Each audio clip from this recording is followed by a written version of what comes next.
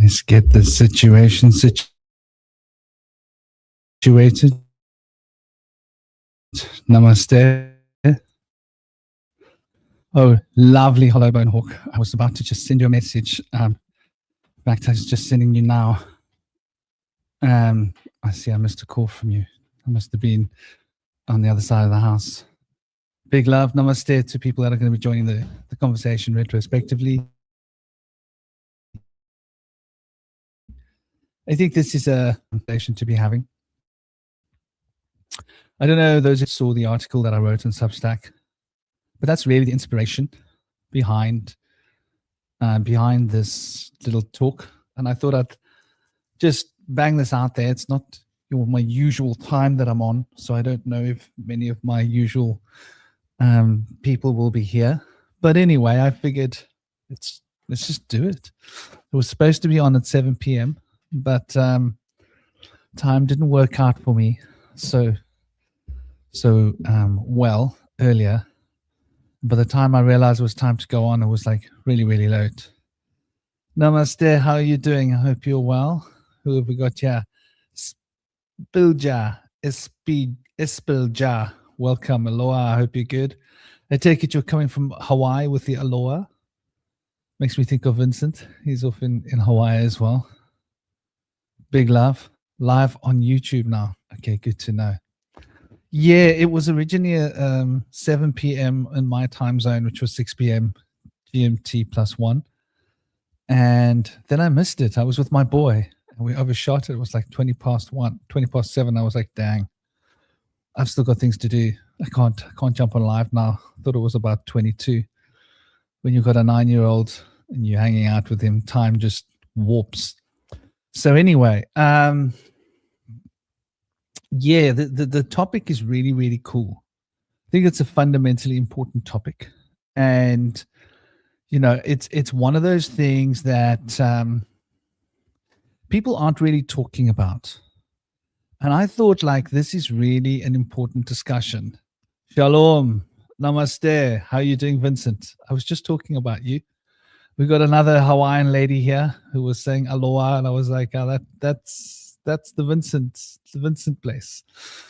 Hawaii. I'd love to go to Hawaii. It seems like a really nice place. The people there seem pretty cool, pretty laid back, pretty chilled. Makes me think of Africa in a way.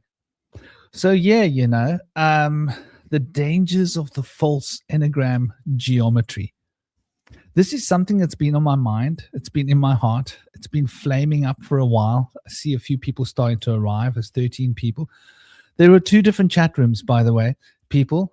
So I can tell you now that the people that are chatting in that screen, right? The cinema screen mode. I'm also in the vertical phone mode. Apparently the cinema mode works better on mobile phones, tablets. So check me if I'm wrong. This is what I've been told.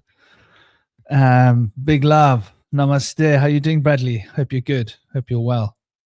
Hope you're thriving. Yeah, so this whole story with the sacred geometry, I really wanted to tackle this. I wanted to tackle this like proper, like tackled. Let's just say I wanted this thing tackled. And in order to really get right down to it, I want us to take a look. Let me get one of them fake enneagrams on the screen for you. We got to take a look at the fake enneagram to see just how it is that it's just fake and full of spam. Let's call it the spamgram. The spamgram. Oh, that's brilliant. I think I've just renamed this the spamgram. Ooh, that's got it's got a swear word in the center of, I don't want to advertise some random, stupid, mindless company. Sorry, but that's how I feel, man. Don't want to advertise some random company here to you guys. That's very low resolution. I'm sure I can find a better resolution. Yeah, that'll do.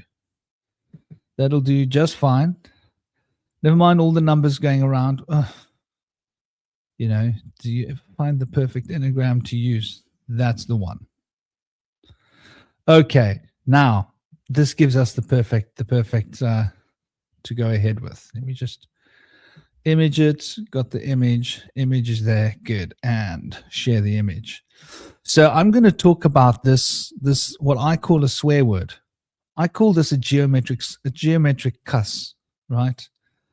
And I'm going to explain to you exactly why I call this the geometric cuss word. And I mean, this is the kind of thing that you send to someone when you know, when they've really pissed you off. You send them one of these, right? You send it to them, and you write their mother's name on it. Like that's the big insult. And the fact that people are calling this an Enneagram is really, it's a heavy psyop, and people don't understand how nuanced the psyop is. It's so nuanced. I'm going to take a sip of me cocoa. Oh, dang, but that's good. Dark, strong cocoa with that's cashew nut and walnut milk. Very nice combination. 30%, 25 to 30% walnut, the rest cashew nut. I've nailed the perfect raw milk, homemade raw milk for making cacao with.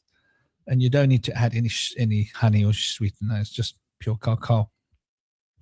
So, yeah, the image that you see on the screen, people call it an Enneagram. But the first thing I want to bring to your attention, and I want us to really focus on this, right?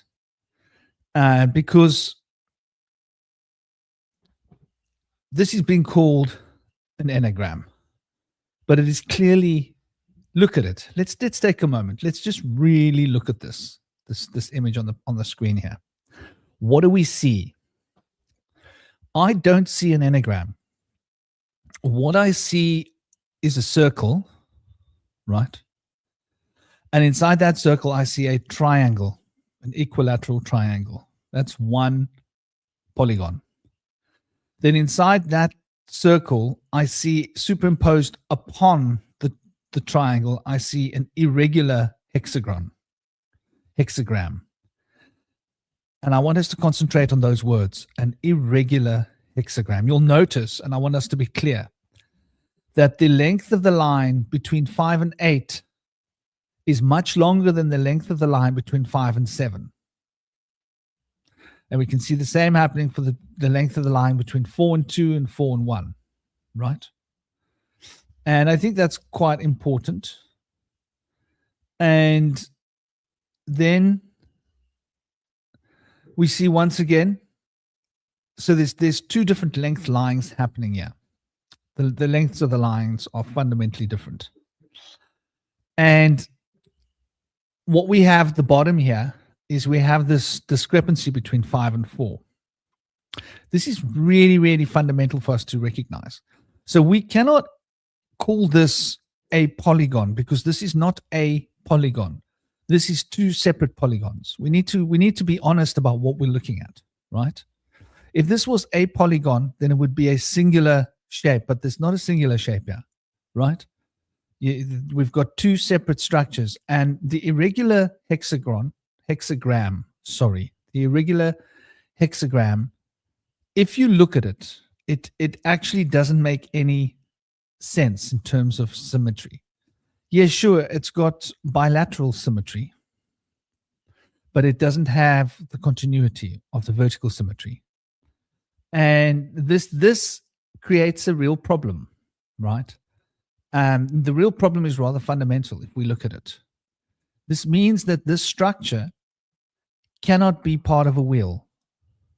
You could not make a wheel like this, right? If you tried to construct a wheel like this, you would have a problem with number 5 and number 4. And the stress between the points of 5 and 4 and 9 would create the buckling in the wheel. The reason you would have that buckling is because the load-bearing capacity would not be, there would be no equity. There would be no equal dispensation of force. And so this structure is not designed to turn. That's the first point. It only works when it's this way up. If we take this image and we invert it, right? We turn it a little bit like a clock. It no longer makes sense, right? Because it suddenly starts to, at the moment, it's almost like it's a house that's balancing on the 5 and the 4. Now, a lot of people don't appreciate the importance of this. And I really want to get into this, right? So there's a circle, there's a triangle, and there's an irregular hexagon. There's another point that I want us to refer to with this, and that's quite important, right? That one cannot inscribe this with continuity. The irregular hexagram can be inscribed with continuity. However, it works back to front. And I want to show you just exactly what the problem with this is, right?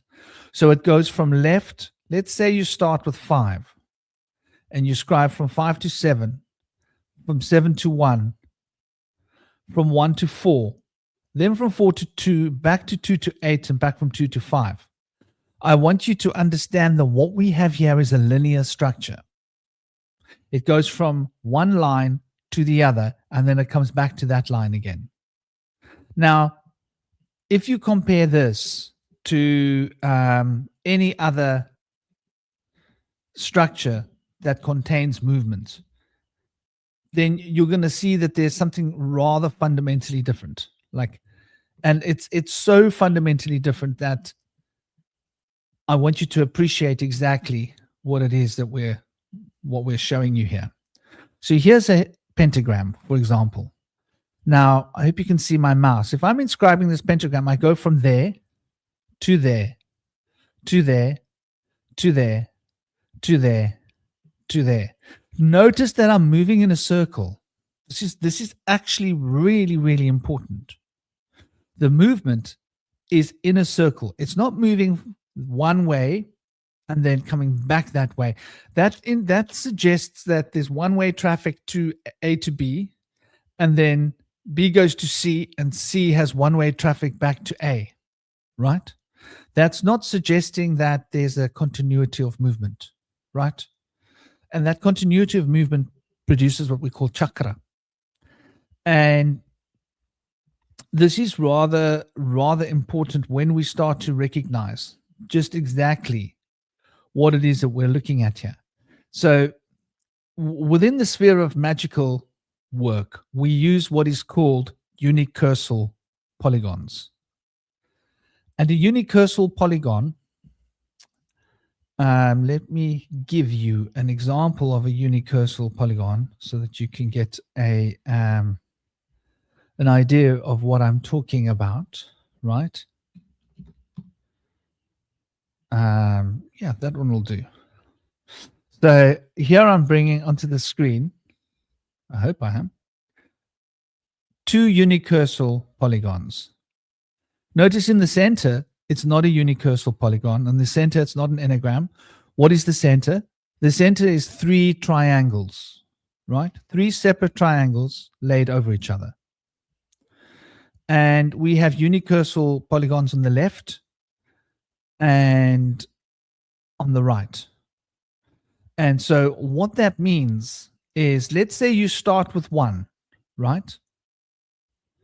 And you go from 1 to 5, 5 to 9, 9 to 4, 4 to 8, 8 to 3, 3 to 7, 7 to 2, 2 to 6, 6 to 1, 1 to 5.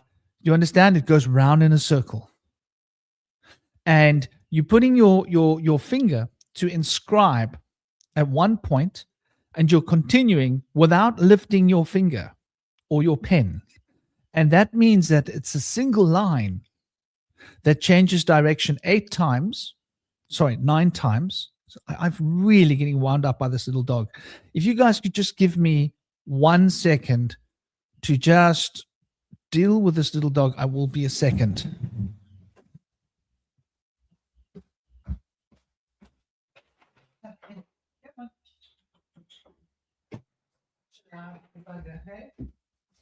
Such a loud little dog. Sorry about that. I got this little fella over here. He is such a he's a moody boy, huh? He's moody. Oh, he's so moody. He's just a little bugger. Anyway, that's a little Henry, little Pekingese bugger. So you can see when we're looking at this, now these are true enneagrams. There's two of them. There's one on the left and there's one on the right. And they both represent the continuity of flow. Now, why this is important when it comes to all magical works, and you will find that any true pentagram, hexagram, and I want to point out that what we typically call a hexagram with the two triangles is not a true hexagram. That is technically two triangles that is called a hexagram. So you could think of it as a slang term, right? The agram means that there's a continuity, right? And the continuity moves in a circle. That means that there's an infinite potential. That means that you could just infinitely go round and round and round and round and round and end up where you began and just keep going, like the 7 notes in an octave, for example. And so the septagram is based upon this. The seven notes of the octave move around and jumps into the next bandwidth of the same energy. So who we got here? We got Capybara.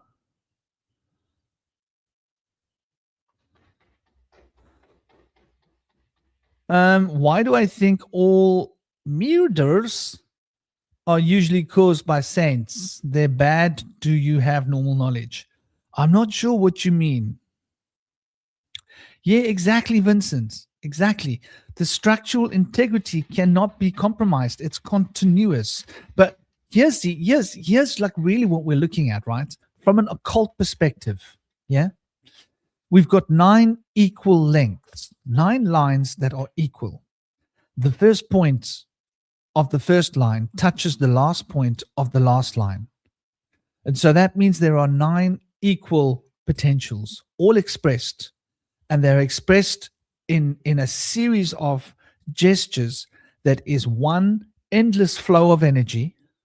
And the continuity is so perfect that it ends where it begins. Where it ends, it begins. It begins where it ends. Where it ends, it begins. It suggests infinity. And as it suggests infinity, it suggests infinite potential. And as it suggests infinite potential, it suggests that each cycle around will increase the energy. It's like a motor. The motor goes faster and faster and faster. It suggests a kind of acceleration. This is really, really, really important. So these two enneagrams that you can see here, you've got the one with the 20 degree angles on the left, and you've got the one with the 100-degree angles on the right. On the right, you've got 900 degrees.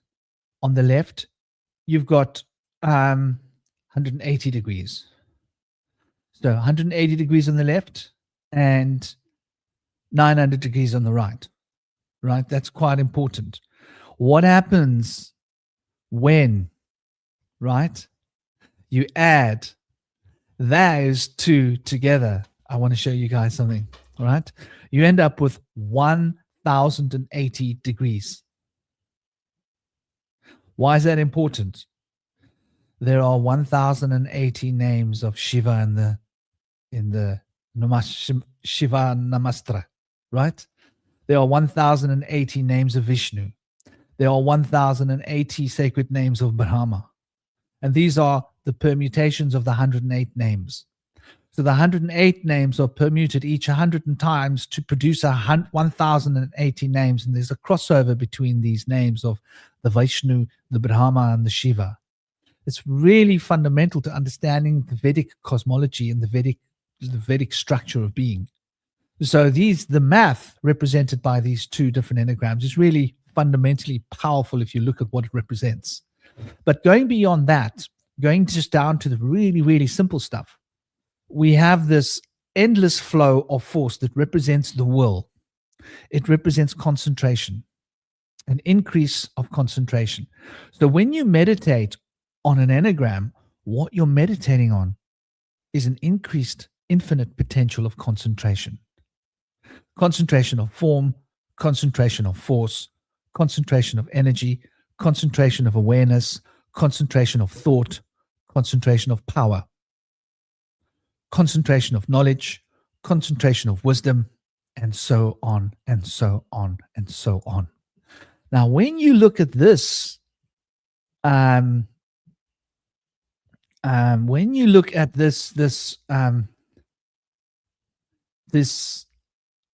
insult, and the reason this is an insult, right, is because they call it an enneagram, which when it isn't an enneagram. They should be saying this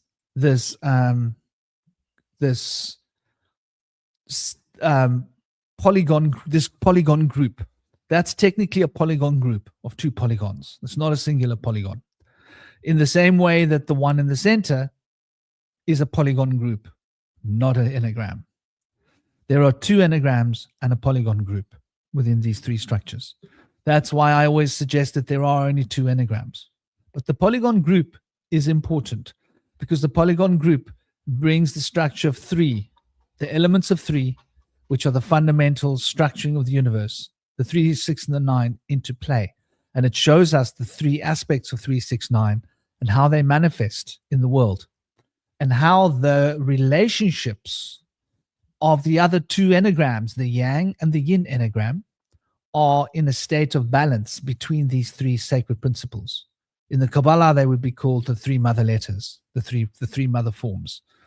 In Taoism and Chinese forms of alchemy, they would be called the Shen, the Qi, and the Jing, right? In Western cosmological occult circles, it would be called the astral body, the etheric body, and the causal body, for example, right? And so we always have these 3 fundamental principles. It's the Ka, the Ba, and the Ark of ancient Egyptian cosmology, right? It's Atzilut, it's Beriah, and it's Yetzirah of the Kabbalistic cosmology. They also represent the points of conjunction within the human physical architecture, the 3 bands, the Muladhara band, the Manipura Anahata connecting band, and the band connecting the Anahata through to the Visuddhi. So these 3 points in the body, they're called locks, band. And it's quite important for understanding the esoteric side of yoga, for the control of vital essence and prana running through your system. Hyper use in pranayama and kundalini yoga, especially the Muladhara band is used, which is your perineum, to stimulate the activation of kundalini, for example. So it's how a man can prevent himself from ejaculating if he wants to prevent himself from ejaculating. That's how he uses that band. So yeah, when we're looking at this other structure, right, what we have is no concentration of form, because it goes from 5 round to 4, and then it comes back and it undoes what was done again. And it builds it up and it unbuilds, and it builds it up and it unbuilds. I want you to see that. I want you to understand what we're talking about. Let me show you with the cursor. So here we go from 5 to 8, 8 to 2, 2 to 4.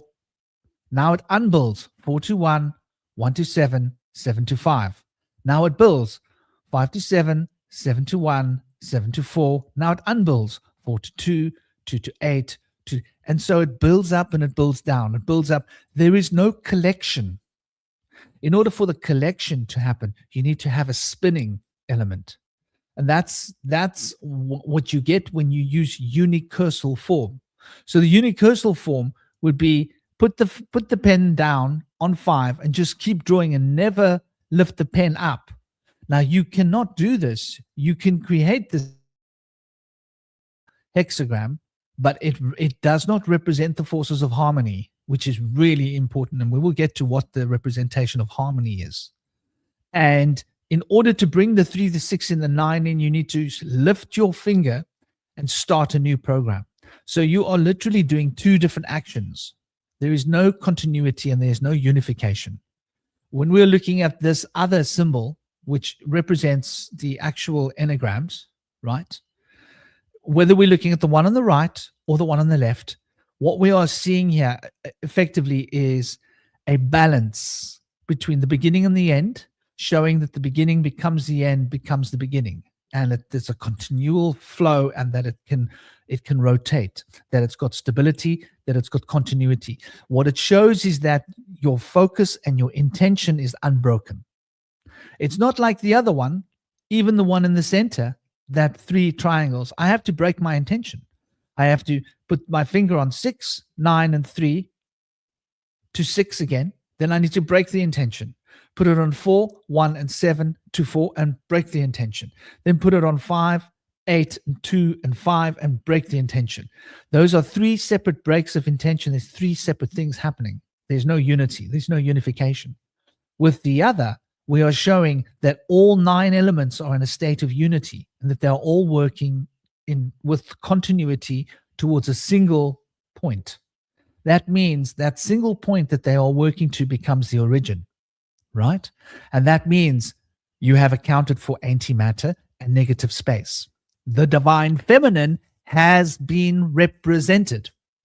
Now, when we are looking at this image in the center, which is not an enneagram, it does not represent the divine feminine. The divine feminine has not been given a place. Here, this is pure materialism. There is no divine feminine possible within the structure. It cannot be done because the elements are not dancing around a center. And I want to also point out that for the divine feminine to have a place, there has to be harmony.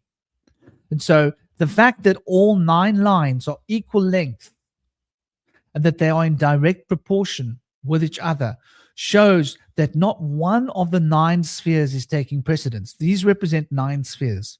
Each of those numerations represents a different sphere. And these lines dancing around the sphere represents relationships between those 9 spheres. And that there are 18 different fundamental relationships between the 9 spheres.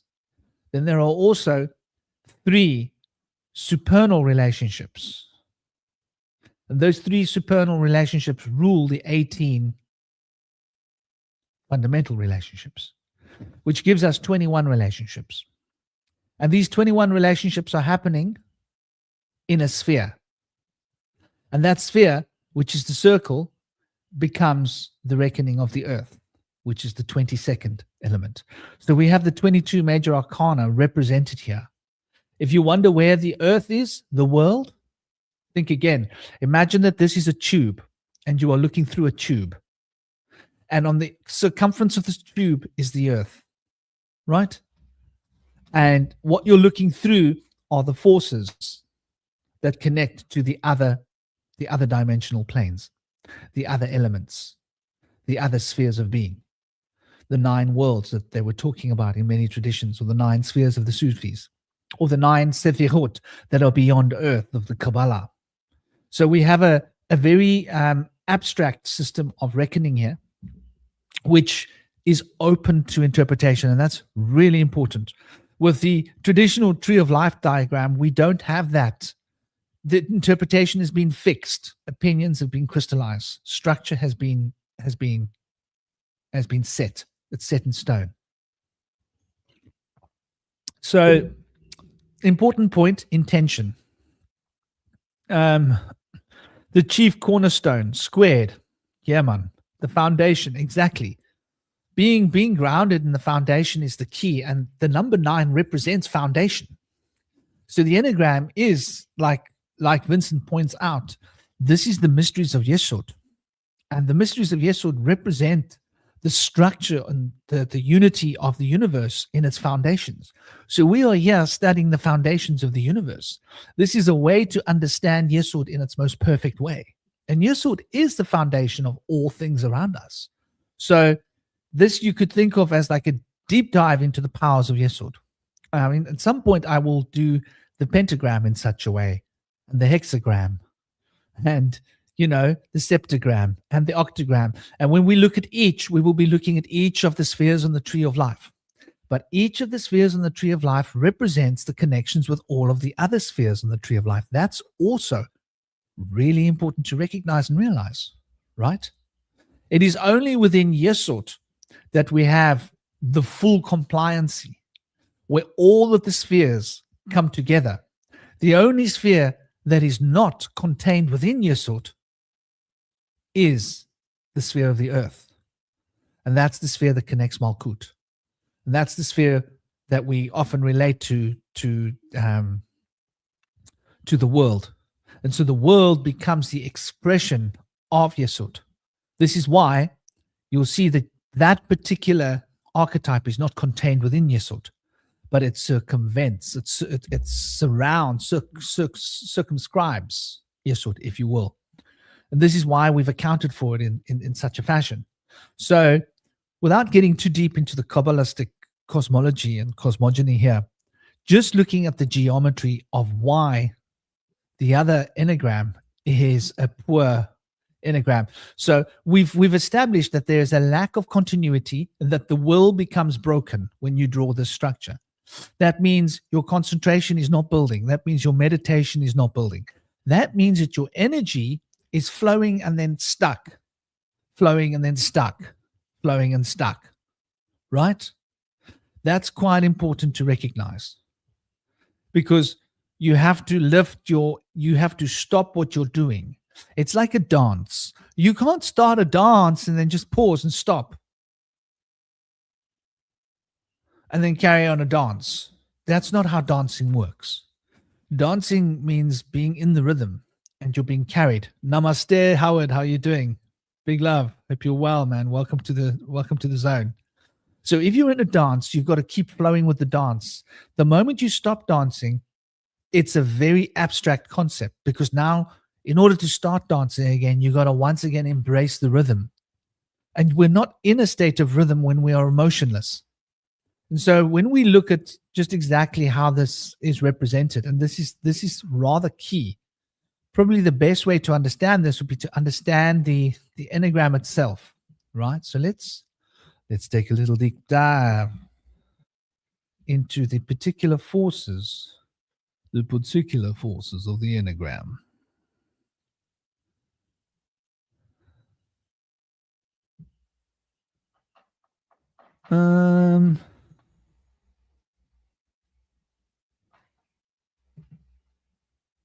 Okay, so there we go. So here we have the Enneagram. And here we can take a look at it from a perspective of understanding the principles. So the principle of the builder is number 4. And number 4 represents crystallization. It represents being stuck. In the Taoist system, in the Chinese system, it also represents not being alive. It represents death. This is why the Chinese see the number 4 as a very unlucky number. It also represents knowledge. Why do you think the Masons and the ancient Egyptians were so obsessed with the number 4? Because 4 represents the structures of knowledge. So the structures of knowledge are very powerful, and there's analysis and logical thinking can uncover certain fundamental proverbial truths. However, it's not alive. It requires Mercury. It requires the motion of number 5. So 1, 2, 3, 4 leads to crystallization, leads to being stuck. When 4 crosses the threshold to 5, it gets reinvigorated by the movement of Mercury. This is why number 5 is at the center of the Saturn square and the Saturn cube, as you guys know, right? The Saturn sigil, the number square of Saturn, 5 is at the center. And once that movement has been generated, it requires the harmony of 6. The harmony of 6 causes the knowledge and structures and crystals of number 4 to find the expressions through beauty that the movement of 5 has installed within the system. And this then leads to number 7. And 7 then represents you could say it represents the eternal in a sense, because this is where the octave is found, and the octave cycles of repetition. And so 7 is related to our deep past, related to the South Node, related to Neptune, related to understanding those deep unconscious forces that are keeping us bound in these cycles. And it relates to deep soul searching, going within, understanding. What that other Enneagram system says, number 4, individuation. No, individuation's got nothing to do with the number 4. Individuation is the scope of the mystic. Individuation is self-knowledge. It's going within yourself and understanding your emotional body, understanding your feelings, going deep, deep, deep into yourself to get a grasp of who you are, and in that process become individuated. And that then leads us to the number 8, which is the perfect expression of 4, but dynamic. So the dynamic expression of 4 is when 4 has been tempered by the harmony of 6, and in order to channel the movement of 5 that keeps the crystals moving, so that the movement can be towards individuation. And that individuation gives the persona a place to live within and aligns the persona with the ego. And this then brings us to a state of perfection. And that perfection then moves from 7 to 8, right? And 8 then is obsessed with this perfection goal. 8 wants to perfect their career. They want to be the best. They want to do the best that they can. They want to achieve success, very focused on making things better, create the better empire, create a better business, create a better model. At Saturn's 8 is hard work towards that perfection model. And that perfectionism then moves us towards activism, the number 9. And so the cycle, then 9 completes the cycle and it dives across the divide. And the divide is the center. So 9 becomes 1. 9 becomes 1. And in the process of 9 becoming 1, it has to dive across the center. And across the center, it gathers on its back the emblem of nothingness, which is a circle.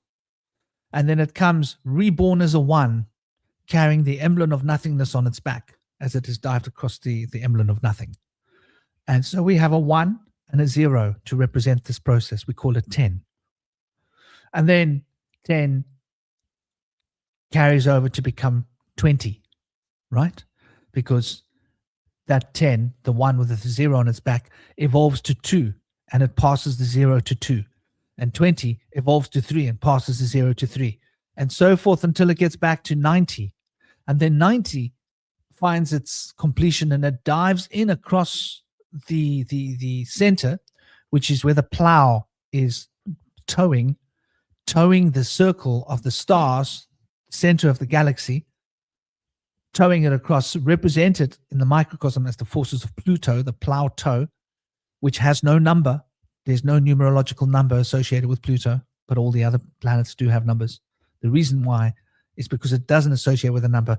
It associates with the divine feminine as an expression of those raw energy currents that are unformed. Hence, it brings changes and great big, restructuring elements. It's like a superpowered version of Mars. You could think of Pluto, right?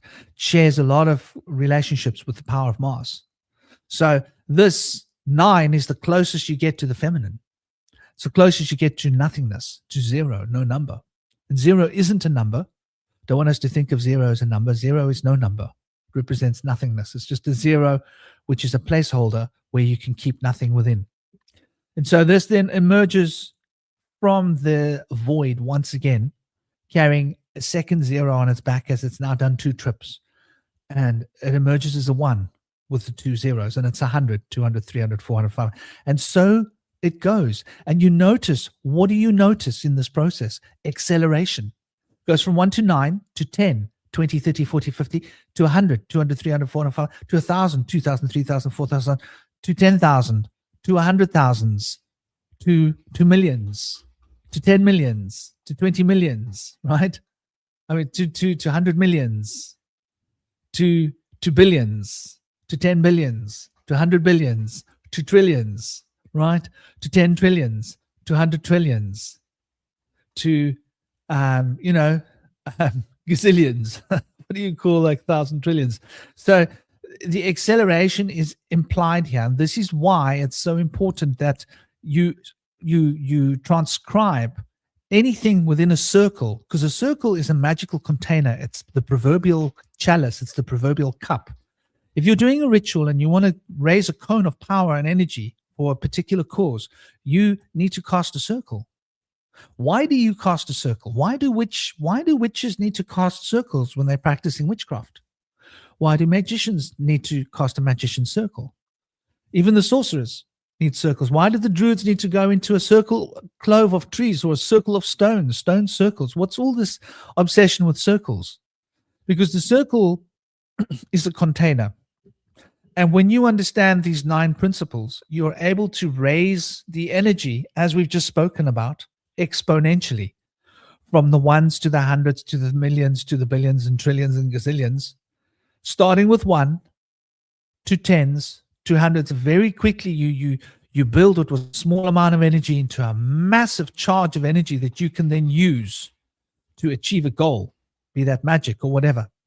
So there's a compounding potential of energy that's represented when one traverses the circle and when one has not broken one's intention. That is the key, because what carries all that energy in a magical ritual? I want to ask you this. Think about this for a moment.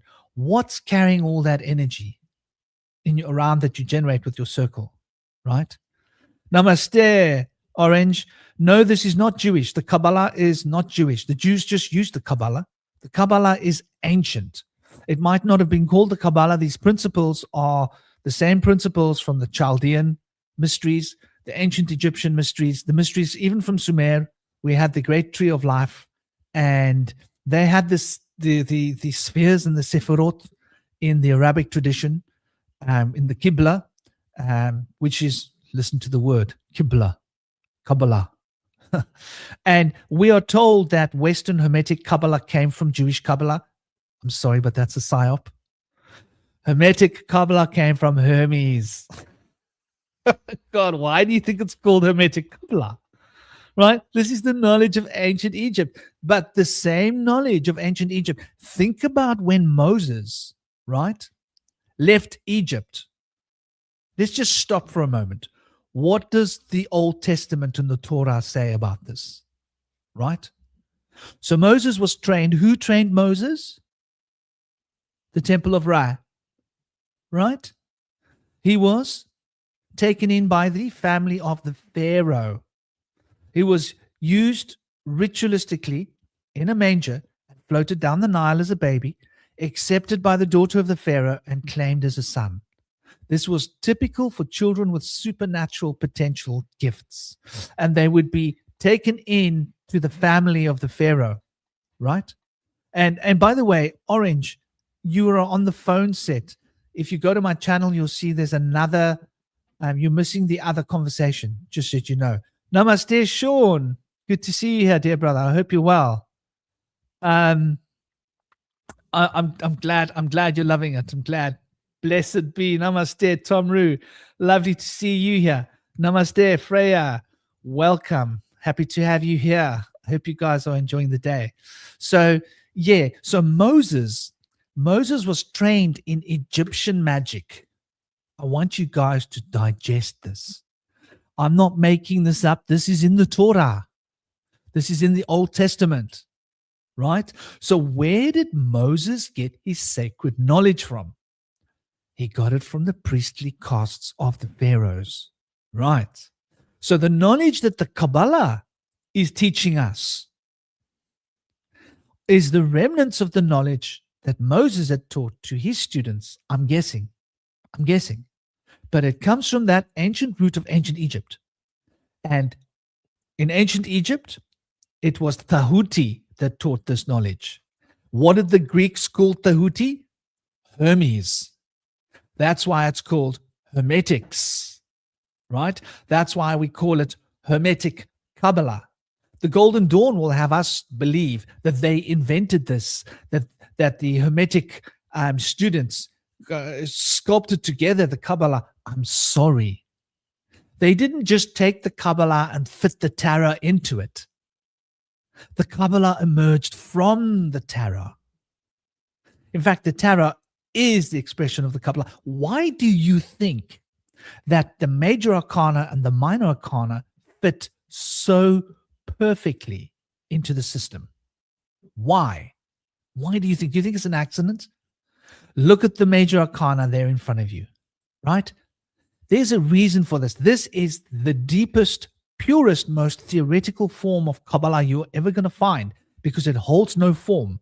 It's pure principles, and the principles are bound in a circle. And it's just principles that represent the sacred continuity of harmony as three forms coming together. And these three forms coming together in the center produce three polygons.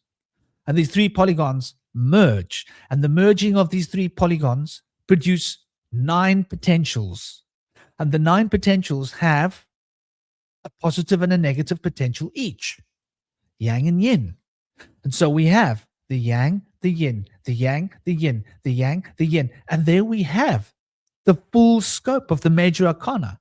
And all of this is within the sphere of the world. The world card represents this whole process, represents the encapsulating force. So that actual circle that we're looking at, the circle around, that is the world. That's why the world, look at the tarot card of the world in the Rider-Waite's picture. What is she doing? She is dancing. What is she dancing? She's dancing around a circle of 9. She's dancing in circles around the 9. The world is dancing around the 9 principles. So that sphere, that is a hollow tube that you're looking down, that is the world. But when we open up that sphere, we see it's hollow inside. And then we see that there are 2 different ways in which that sphere is arranged: masculine principles and feminine principles. And so we see those 18 elements. And that those 18 elements are reflections of 3 fundamental principles. And that those 3 fundamental principles compound into 9 principles. And those 9 principles have the ability to receive and the ability to give, masculine and feminine, each one of them. So this is how we can see the major arcana is expressed in the Kabbalah. But what they've done is they've psyopsed the whole story, and they've turned it into some children's fantasy story about how the Kabbalah is the Jewish domain. The Jews, who are very fastidious and they looked after the knowledge of the Kabbalah, respect to them where it's due. Respect where it's due, right? They looked after the Kabbalah. They kept it safe. However, it's much older than Judaism. It's much older than Hermetics. This is a very, very, very ancient knowledge. In fact, Chaldea has this knowledge of the spheres, of the Sephirot. They might not be called that because these names are more modern names, yes. The ideas and the concepts and the principles are very ancient. The particular names that have been given to them change with time. Water today is called water. What was water called before? It was called Vatura. What was Vatura called before? Probably called Wajet. Probably at some point it was called Waya, So the word for water has transcribed itself and changed, but it's still the same thing. We're talking about water. Water isn't new. Oh, well, the word for water was invented in the 1700s. Before the 1700s, there was no water. No, there was water before then. We just changed the word. This is what we're looking at when we understand how the Kabbalah has come to be. So without getting lost in the Kabbalah, just looking at these fundamental principles, we can then see when we approach this system, right? There is none of this continuity, right? So the will is broken, so the will cannot gather the energy. The will loses the energy every time it stops. If you practice meditation, you will know every time you stop focusing, you lose that momentum. You have to go back and focus. You get to a certain point that something will disturb you, you lose that energy, you have to go back and focus. And it's continual training until you get to hold that presence for longer and longer and longer and longer and longer until not much breaks your concentration. That's dhyana, that's meditation. So meditation is really what we're talking about. So when you use this symbol, what you're doing is you're breaking your own will. You're weakening your will. If you cast this in a magic circle, you are weakening your will and you are more likely to have challenges with negative entities than if you were using a proper system. A proper system, like, for example, one that represents harmony and one that represents continuity and one that represents you not having to break that point of concentration. So the continuity of will, not breaking the flow of the will, is first point with the unicursal geometric forms and stars. The second point is the harmony. The harmony is really important because the harmony reflects the fundamental structure of the world around us.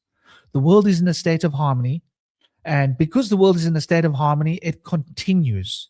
So there's a continuity. And that continuity is what is bound in the harmony of these forms. That has got to do with symmetry. The lack of symmetry that we see here in this other form means that there is a fundamental disharmony at work here, right?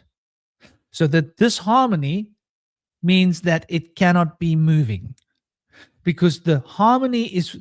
I want you to understand what harmony means. Let's really delve into harmony for a second, right? Imagine harmony. Harmony means that everything is different, but something about everything that's different is the same. And that something that's the same about all these different things gives us a sense of harmony. We call that word harmony, right? And what this means is that there is a way in to each thing that's different and separate. So it means the prana, or the chi, or the pneuma, the life force, right, can flow into one form, and the same way it flowed into that form, it can flow into the next form. And the same way that it flowed into that form, it can flow into the next form. And the same way that it flowed in, and it can flow in because of the symmetry, right? Because it's got a, and then when it gets to the lack of symmetry, the prana goes bang. Oh, I got blocked. What blocked me? Lack of symmetry. So symmetry represents the flow of force of prana. When you have an asymmetrical form, like this ridiculous thing, then you do not have the flow of prana through the system. And we know that we do not have the flow of prana through the system because this thing cannot rotate, right? If you rotate it, it's different. It loses its continuity. It will be lopsided, right? And so it won't be able to spin smoothly because the forces, the vectors, are not grounded and balanced. And the harmony of the vectors means that the vectors all cancel each other out. And when the vectors all cancel each other out, it means that there's an equity within the center. And there's an opening into the divine feminine. There's an opening into the vastness of cosmic space through which prana and life force can flow through the system. This thing lacks that. So when you say there's a lack of symmetry, you say that there's a lack of harmony, you say that there's a lack of a way in for the prana to flow through the system. It means the system is dead. The system is crystallized. It cannot move. It cannot evolve. It cannot change. It is the structure of number 4. So 4 is the builder, right? The north node. It's stuck focusing on the future. It just wants to create the future. That's all it wants to do. It lacks the continuity of the present and the past, right? Where number 7 wants to hold the past. So number 7, wanting to hold the past, can get lost on the inner planes of unmanifest. Number 4 can get lost in the physical plane of materiality. You can become overtly materialistic and have a dogmatic perception of materialism. Number 4. Number 7, you can become so ethereal and abstract that you're ungrounded and you don't have your feet in the real world. Where 7 and 4 meet, that's power. Where 7 and 4 meet, that's power. Master number 11. Power. Power number 11. right? September 11, 9/11. What are they trying to tell us here, right? What magic were they casting on that day using those numbers? So when we are looking at the number 4 that represents to the Taoist, to the Chinese mind, death, it is unmoved by the number 5. So effectively, what we're seeing when we're looking at this structure, right, is the embodiment of death. And the embodiment of death means life cannot flow. So when you use this structure, you are limiting your life force. What that means is you're not allowing new life force to flow in. You are exerting the life force that you've stored in your body to flatten your own batteries. So, yeah, you could use this for a magic, but you're going to be draining your own electrical potential from your cells. That will aid you and that'll make you weak. That'll also affect your consciousness and your mind and have all sorts of a host of negative effects. However, even just contemplating this structure, what does that mean? So what if I'm just using it for meditation, right? So you meditating on this, it's going to imprint itself on your energy body. And the sacred geometry has a powerful way of imprinting itself on our energy bodies. In the same way that you can imprint your thoughts onto water and crystallize that in a freezer so that the water carries the imprints of your thoughts, that water gets restructured. This symbol is going to restructure your energy body with the fundamental nature of what it represents: death, decay, crystallization. It doesn't represent life. There is no place for life in this structure. It's lopsided, it's broken, it's awkward. Awkwardness is what it represents. But it does represent dogmatism. Back to number 4. Remember we spoke about how this relates to number 4. So it represents the dogmatism of number 4. When we look at the dogmatism of number 4, what do we see? Right? And this gets very interesting. Look at the relationship between number 4, right? Look at the relationship between number 4 and number 2, judgment, right? Look at the relationship between number 4 and number 6, the chariot, right? That's the feminine aspects of 4. Look on the other side. The relationship between number 4 and number 9 is Scorpio, death. That's transformation. The Scorpio is 9 forcing itself onto 4. So 4 is a result of what's been transformed. And look how it moves Emperor between 4 and 8. So 4 wants to exert itself upon 8. It wants to be controlling. So it has a lot of knowledge, but it wants to push that knowledge and force it down. So the idea of a religious institution, right, you could say relates to the number 4 rather well. Religious institutions, effectively. And that's quite important for us to grasp, right? So 4 holds its own essence. And when we look at the positioning of 4, once again, right, we can also see that it stands in that point between 3 and 5. What does that mean, right? What does it mean for it to stand between 3 and 5, right? 3 and 5, when you add them together, is number 8, right? And the 4 added to itself is number 8. And 4 directly across enforces itself upon number 8. So it wants to manifest knowledge, but it lacks the communication and the energizing movement of Mercury, which is the ever-present mover. That prime mover is manifesting in the world from number 1 to 5, right? Number 1 to 5 is manifesting. So to understand just exactly how this works is really quite something to wrap your head around, right?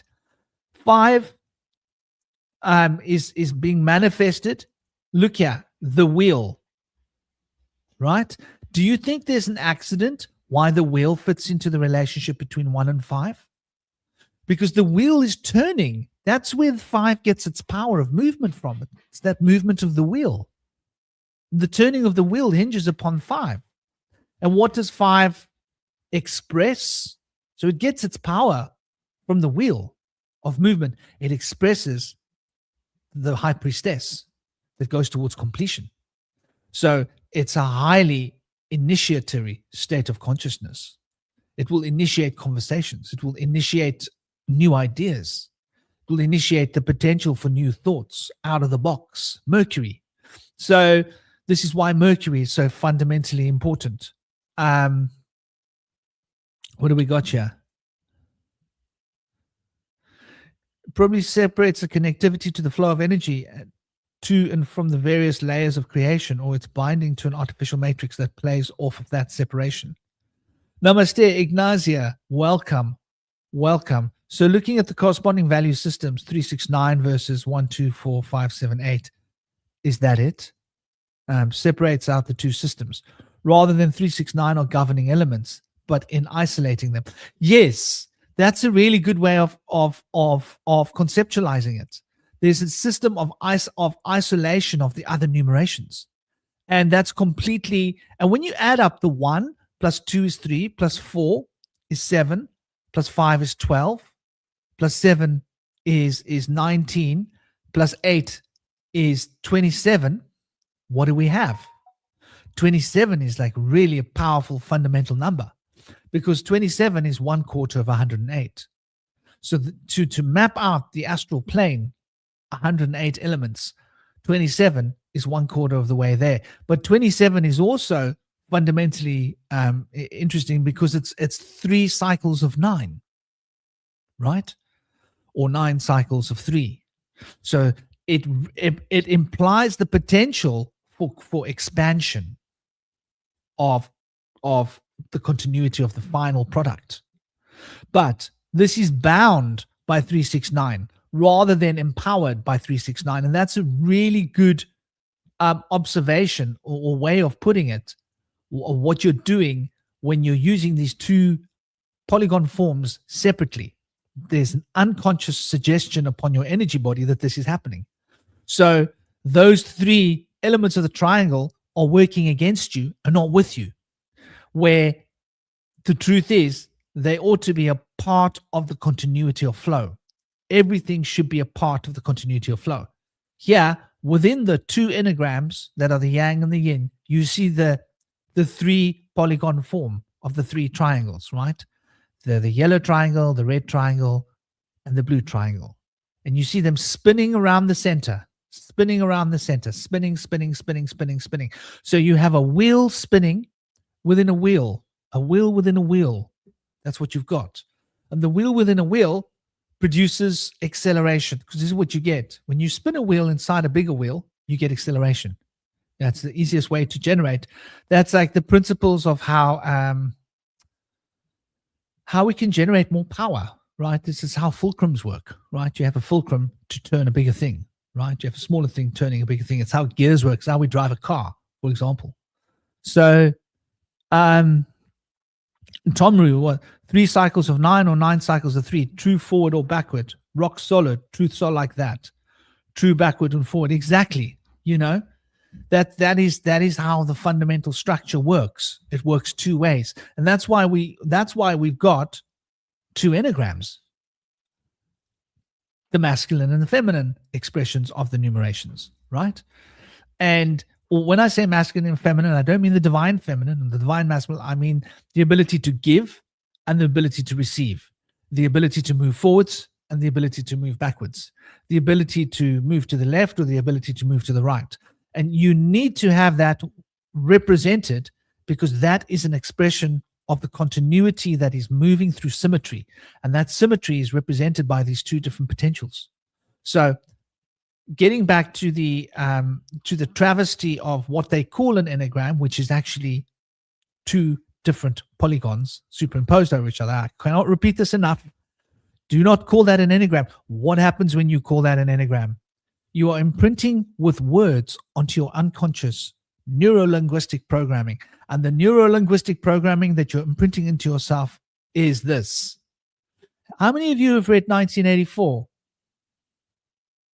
What is it that he's supposed to repeat in the film, in the book 1984? I've got the audio book. It feels like a film. It's just that scary, man. I did share it in my channel, by the way. But in 1984, what is he supposed to say? I forget. 1984, he is supposed to accept what lie about numbers to be released.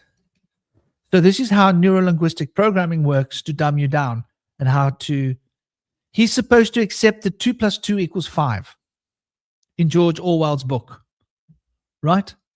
So if you can convince someone that 2 + 2 = 5, and you can make them believe that 2 + 2 = 5, you have power over them.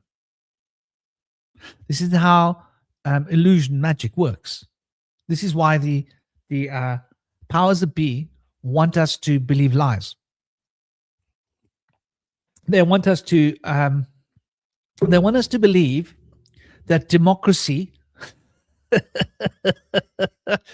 represents true equity of choice. That democracy represents us being able to choose who rules us. But we know that they choose who gets to run, right? They get to choose who we vote for.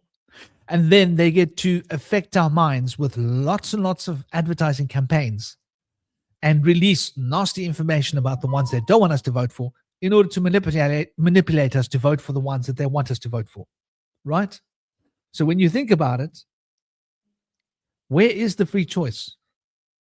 Where is the democracy? There is no such thing as true democracy. But they've got us using the word democracy as if it involves us having free will and free power. When we use that word, we undermine our own personal power. Why? Because we are using the word incorrectly. When we're using the word democracy, it doesn't mean what we think it means, not in the way that it's being used. When we use the word to describe this Enneagram, we are using a false fiction, a false narrative. So when they get us to believe a false fiction and to use a word, the vibrations of that word affects our consciousness. So we are programming our mind to believe that the Enneagram is just dead matter. This forces your unconscious to accept the principles of materialism. It undermines an understanding and an intuitive realization that there is panpsychism and that animism exists. And in order to embrace animism and panpsychism, we need to transcend materialism. And in order to transcend materialism, we need to have a continuity of understanding with the Enneagram that represents the principles of harmony, that represents the principles that are eternal. Why eternal? Well, the acceleration, you see, that we experience when we go round and round and round and round and round the circle means that it never ends. Instead of, like this one, the cycle going from left around the circle to the right and then coming back right around the circle to the left and going back left around the circle to the right and right around the circle to the left in a funny pattern, we have a continual circle that goes only in one direction, right? It moves only around the circle. Either way, you can move leftwards and continue endlessly moving leftwards through the left-hand spiral, or you can move endlessly towards the right, but you don't go left, right, left to the left to the right. That idea of construction means that you build something and it gets unbuilt. You build something and it gets unbuilt. You build something. This way you build and you build and you build and you build and you build endlessly. Or you unbuild and you unbuild and you unbuild and you unbuild. We have the principles of yoga and tantra expressed here. We have the principles of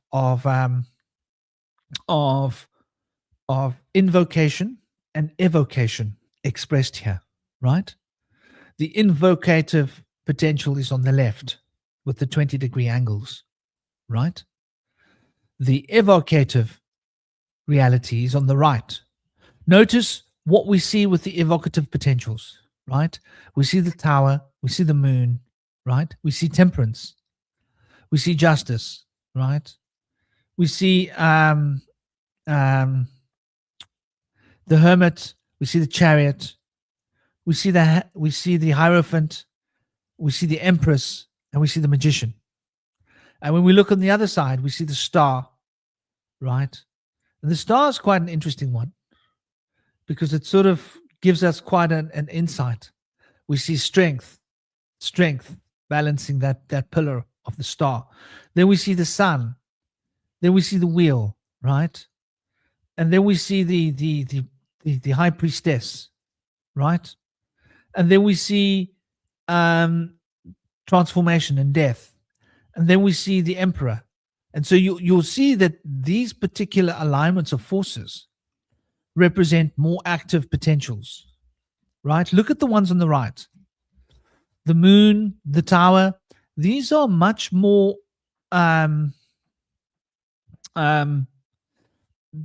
they're working deep unconscious forces, right? Deep unconscious forces. The magician is channeling these deep unconscious forces. Instead of the magician, the high priestess is bringing what was unconscious into the awareness, initiating you consciously. So you can consciously partake of the process, invoke, where the other one is going to bring the forces through you, the raw potential. So we have evocational circle on the right and an invocational circle on the left, for example. And we have the confluence of the three principles in the center. So to understand how this works is to understand exactly why, why we need to be fully mindful of the geometric shapes that we have in use. Because if you like one shape and you use it and you draw it and you use it for contemplation and meditation, then that's what you're going to be tuning into. So if you start using the Enneagram on the right-hand side, which is the green one, it's going to bring evocational forces to boot. You'll start becoming highly evocative. That could be good, it could be bad, right? You could become highly evocative. You could be suddenly being really turned on. And it's very tantric. It might not be appropriate, right? If you're using the Enneagram on the left, you could become a little bit controlling. You could become very clear and structured with what you want, right? So you've got the star, you've got the devil, right? That devil is the element of control, Saturn's control. You've got the sun, right? You've got the principle of transformation of Scorpio, right? Driving you. You've got strength. Strength is a major pivot between 2 and 6. Major pivot. Major pivot. So when you look at how these forces operate, you can understand the yang and the yin of the construction. And you see masculine cycle as the timeline overseen by Saturn. Yeah, well, that's Saturn is a gatekeeper of masculine force. But Saturn has feminine and masculine. For example, Aquarius is Saturn's feminine side. It doesn't look very feminine, but that's Saturn's feminine side. Where Capricorn is very much Saturn's masculine side, just like with Mars. Aries is very much Mars's masculine side, but Mars's feminine side is Scorpio. And the sun only has a masculine side. It's a little bit lopsided. The moon only has a feminine side from this particular timeline where we are now. When that inverts happens, and this has got to do with the precision of the equinox, the long cycles that we're moving through in the 25,000 some odd centuries of movement around the wheel, the solar disk, if you will, traversing the cycles. There are shifts of polarity where the feminine and the masculine principles will switch. So there will be a time when Saturn will be the gatekeeper for feminine. There will be a time when the moon will be a gatekeeper for masculine. There will be a time when the sun will be a gatekeeper for feminine. And there have been times in the ancient past when the sun was the gatekeeper for feminine and the moon was for masculine. But now, in this time where we are, the moon is the gatekeeper for the feminine and the sun for masculine. However, these two represent the head and the tail, of the zodiac. This is why all the Egyptians built their structures in alignment with the sign of Leo and Cancer, right? Leo is the head of the serpent, Cancer is the tail, and that's the Ouroboros. And so Leo and Cancer fit into each other as the beginning and ending of the head and the tail. And the other 5 fingers, 5 planets, represent the other 10 signs, as in like 5 and 5, right? 10. And those 2 hands of 5 and 5 each represent the 10 polarities that we see as the other 10 signs.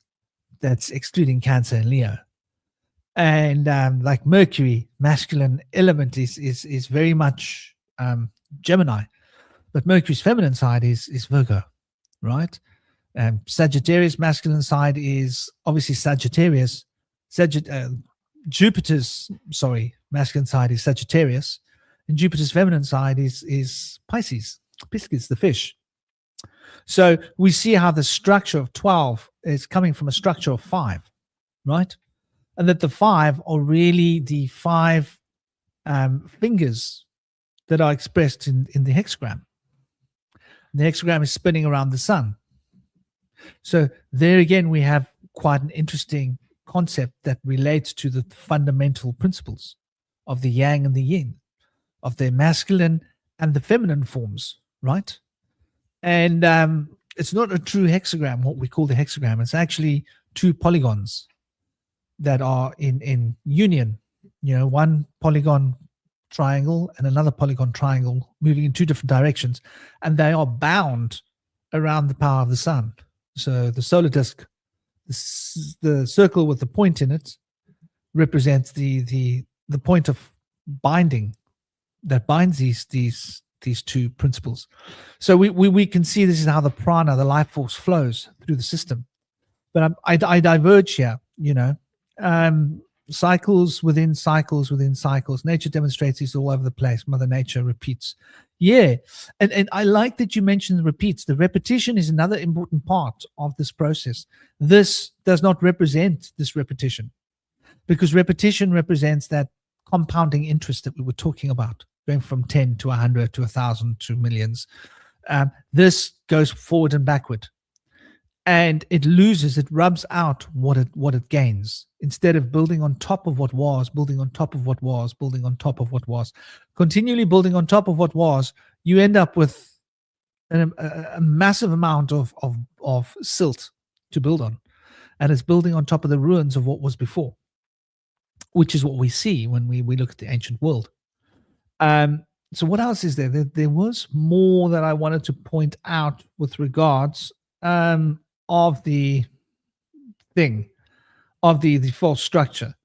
So when we look at the Ikazo's, what I like to call the fake Enneagram, right? We can see the motion that's lacking. We've mentioned the lack of presence, right, of the symmetry, a lack of symmetry. And the lack of symmetry is the lack of presence, which means that there's no perfection to the construction. There's no continuity, right? And we can also see that the forces are in conflict when we look at that other. Now, the idea of bridging duality, and I think that's like quite an important point, right? We don't have the bridging of duality possible here. And let me show you what I mean by the bridging of duality, right? The bridging of duality, I mean, when we look at either Enneagram, the left or the right, what we have is one endless line that represents all these different lines that are all exactly the same length. There's only 2 ways to draw an Enneagram. And if I say to you, all you got to do is draw 9 equal lines. The lines have got to be equal length, and the first point has got to end. The ending of the 9th point of the 9th line must end on the first point, and they must be transcribed around a circle. If I give you that information, you can only draw one of these two enneagrams, left or right. It's only one way or the other way to do it. Mathematically, there are only two ways of doing that, because the mathematics of making 9 equal length lines move around a circle so that each line touches the circle on 2 points, and that the 9th point is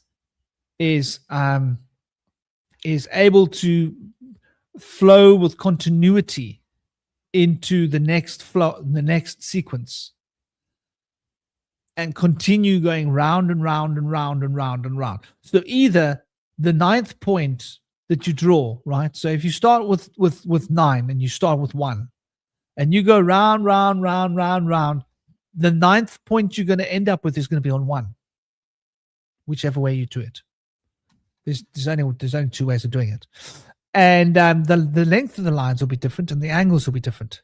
Either you will have the 20-degree angle or the 100-degree angle.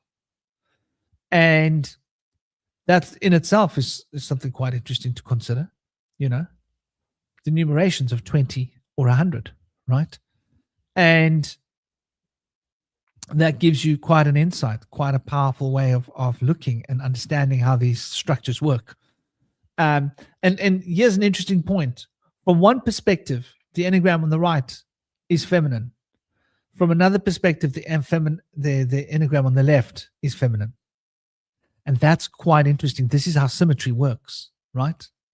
Like, if you look at a human being and you say, I have a masculine energy, a masculine physical body, right? So what does that say about my etheric body? Well, in order for my etheric body to be masculine, that physical energy must be able to insert itself within my etheric body, which means my etheric body must be feminine, right? And so that's quite interesting, right? And that means that the cycle flows endlessly, right? And then for my etheric body to insert itself or be inserted with my astral body means that my astral body must be masculine so that it can insert itself through the etheric body, right? So I want you to consider what that means, right? So my astral body must be expressive. My etheric body must be impressive. My physical body must be expressive. For a woman, the woman's physical body may be feminine, female body. But because the woman's female body is feminine, the etheric body of the woman must be masculine, because it must be able to insert itself into the woman's female body. Because the woman's female body is receptive. That means the woman's etheric body must be expressive. And if the woman's etheric body is expressive, then it must be able to express itself into her astral body, which makes her astral body receptive. So the astral body of the woman is in alignment with the physical body of the woman. The astral body of the man is in alignment with the astral body of the man. And so that's like an expression of Ida and Pingala and Yang and Yin, how it works. So even though I'm masculine, from some perspectives, I'm feminine, more feminine than a woman. And so from some perspectives, a woman's more masculine than a man, if viewed from the etheric field. If viewed from the astral field, I'm much more masculine. And so that's quite an interesting perspective to hold. And by the way, because we have a masculine astral body and a masculine physical body, we have 2 masculine nodes and 1 feminine node, the etheric nodes. With the woman having an astral feminine node and a physical feminine node, the etheric body is their 1 masculine node. That's why we perceive the woman as being more feminine than masculine. That's why men are more masculine and feminine, because we're 2 parts male and 1 part female. Women are 2 parts female, 1 part male. And this is like one of those like endless deep mysteries. But to understand this is to give us an insight into the nature of masculine and feminine. What it is on the surface is one thing, but if you look at it from another plane of existence, it becomes something quite different. Are you the only living paradox, Tomru? To put it simply, paradox is a part of life. Some of us embody paradox consciously. Yeah. Yeah, exactly. SPL jar. And so these principles, you're not going to find these principles embodied here, because this is just an experiment of materialism. And so here's the element. If you're using this as a glyph to understand yourself and to understand the world, you're going to end up unconsciously developing a materialistic philosophy, whether you realize it or not, right? And that's quite interesting. If you use the glyph on the left, right? If you use the glyph on the left, you're probably going to end up with a materialistic philosophy. Yeah. If you use the glyph on the right, you're probably going to end up with a Luciferian philosophy, what Steiner would call Luciferian. In other words, so off into the spiritual planes that you might be disconnected from the physical planes. That's why we need both yang and yin. That's why we need balance. The balance of these two principles puts us into a place where we can appreciate the non-physical realm of being, but also rooted deeply within the physical realm of being, having that polarity. This is why the women need to have that masculine element added to them, right? This is why the man needs to add the feminine element to them. So when the man inserts his masculine ding dong ding a ding ding dong dong ding a ding dang dang into the girl, he goes like, woohoo, hats off, cowboys, man, woohoo, like, ropes above the head and like jingling-a-ling, jing-a-ling, jing-a-ling, cowboy music and like, drumming and all of that. Then the man is able to resolve the fact that he's got 2 masculine nodes and 1 feminine node, and he finds that other feminine node in the woman to complement his second feminine node, bringing an equity, right? So that there's 2 feminine nodes facing each other and 2 masculine nodes facing each other, the cross. And when the woman gets the like that ding-a-ling dang dang ding-a-ling dong dong ding-a-ling dang ding dong dong inserted into her bing vong, then she gets the supplement of the masculine force to represent the and for the woman it's not like that. It's like la la la la la la la. It's more like that, right? For the man, it's like ding ding ding ding ding ding, like cowboy songs and drumming and stuff. And for the woman, it's like it's a ballad and it's classical, it's beautiful, it's sensuous, it's spiritual. The women are more in tune with that spiritual hierarchy. The men are more in tune with the physicality around us. It's why our bodies are physically stronger. Our bodies are more capable of physical heavy lifting weights and physical fighting and all that kind of stuff, because we're more physicalized. The woman's body represents more of the harmony, more of the beauty. That's why men look at women and they go like tongue hanging out of the mouth, and it's like they can't think straight, right? Because they're drawn to that spiritual internalization that the women have as a domain. That's why the woman carries the womb. And it's like I was having this conversation with my girlfriend and her young adult, and I was explaining how all the woman is just a man with a womb. Instead of balls, the woman's got a womb. A woman's got testicles. She's got balls, but her balls are in the inside.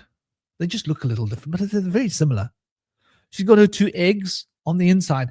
The man's got his 2 eggs on the outside. The man's got a tube pointing outside of himself, like a cannon, tube cannon. The woman's got her cannon tube pointing inwards. And she's got a womb. That's the only difference between a man and a woman, right? If you look at the architecture. So this is why we say a womb man, like, what differentiates a man from a woman is the womb. And okay, her balls are a little bit different to his balls. They're on the inside, right? And her tube is hollow pointing inwards and his tube is hollow pointing outwards. But otherwise they fit into each other like synchronous, That's the point. Yeah, a womb man. Namaste, Elizabeth. How are you doing? Big love and big welcome.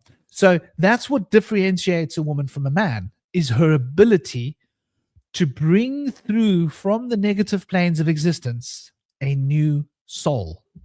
That means she has a gate through that womb into the cosmic. And so the man has this endless desire to get back into those cosmic gates. It's like he wants to get back home. He came here through those gates. His mission in life, he wakes up in the morning and thinks, how can I get back into those gates? How can I do it? And then he goes, well, I've seen those gates. Those gates are like, they've got knees attached to them and feet attached to them. All I got to do is open the gates and here I go, into freedom, into heaven. And he calls the entry into those gates his heaven, right? And so he finds heaven within a woman, because within the woman he finds that sacred piece of the feminine that he's left behind back into him. And the woman, she must allow the man into her, because that sacred piece of the masculine that she's left behind, he inserts into her. So they become 2 whole beings when they're together. That becomes an expression of a polarized one whole being. So that those 2 whole beings, as an expression of one whole being, can re-imprint that one whole being into her womb as a vibrational signal that will call the corresponding vibrational being that corresponds to that one whole being into her womb. And that call will bring that being through the magnetism generated by the electricity of friction. Friction. I'm talking friction, man. That friction that everybody loves so much will produce the energy that it required to bring that soul into the body. And obviously there's a couple of important points. Exactly on earth as it is in heaven, and that will bring that new being into the earth. So this is like, I think it's an important way to understand the balance between the masculine and feminine, and you will not find that knowledge, all those ideas here, because this is a stagnant system. It doesn't allow for increase. It doesn't allow for the increase of the vibrational field of the oscillating circles that go round and round and round. And each time they go round, the will is one concrete thing. You never lift that will from the point, and that will just keeps inscribing. No, it doesn't. It goes like, it does its cycle, and then, it stops. Stops. We're gonna go 3, 6, 9. Okay, 3, 6, 9. Start again. Okay, we go around. We're building energy. We're unbuilding energy. Stop. Okay. Why? Yeah, we got about 3, 6, 9. Okay. Let's do. We've done it. Okay, let's start again. And it just does that endlessly, and it gets absolutely nowhere, right? As opposed to it just keeps going. 1, 2, 3, 4, 5, 6, 7, 8, 9, 10, 20, 30, 40, 50, 60, 70, 80, 90, 100, 200, 300, 400, 500, 600, 700, 800, 900, 1,000, 2,000, 3,000, 4,000, 5,000, 6,000, 10,000 going on, 100,000 going on, million going on, 10 million going on. And each time it builds more energy, like sex, right? The more they rub their bits together, the men and the woman, the more we get into the friction. They're talking about the diction that's causing friction. It's a little bit of constriction. The constriction around my fiction produces friction that can cause us to get into a sphere of addiction. That whole beautiful energetic experience, it builds energy. and it builds, and he becomes more aroused, and she becomes more aroused, and she becomes more aroused, arousing him, and he becomes more aroused, and the arousal builds, and it builds, and it builds, and it builds, and it builds. It gets more and more and more, and it's exponentially more until they're no longer exactly in their physical bodies. Exactly like you're saying there, it's an infinite potential, it's an infinite loop. That's what we see here. That's what this represents. Represents that infinite loop. This other thing that we're looking at here, this is two different polygons that represent death. So when we're looking at that polygon of death and we're calling it the Enneagram, what we are doing is we're using neuro-linguistic programming to bamboozle our own brains.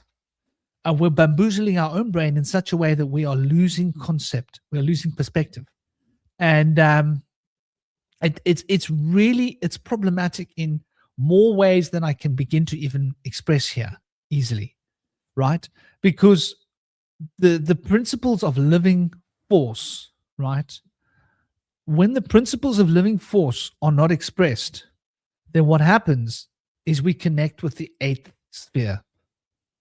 So this is why I'm actually saying that it's dangerous to use those other polygons for meditation or any kinds of practical magical work, because it's going to open you up to beings that are from the unalive structure.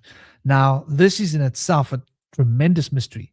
The eighth sphere, the unalive sphere, there are beings that are trapped in a place beyond life, and they cannot access life, and they are hungry, and they are wanting to live through physical beings.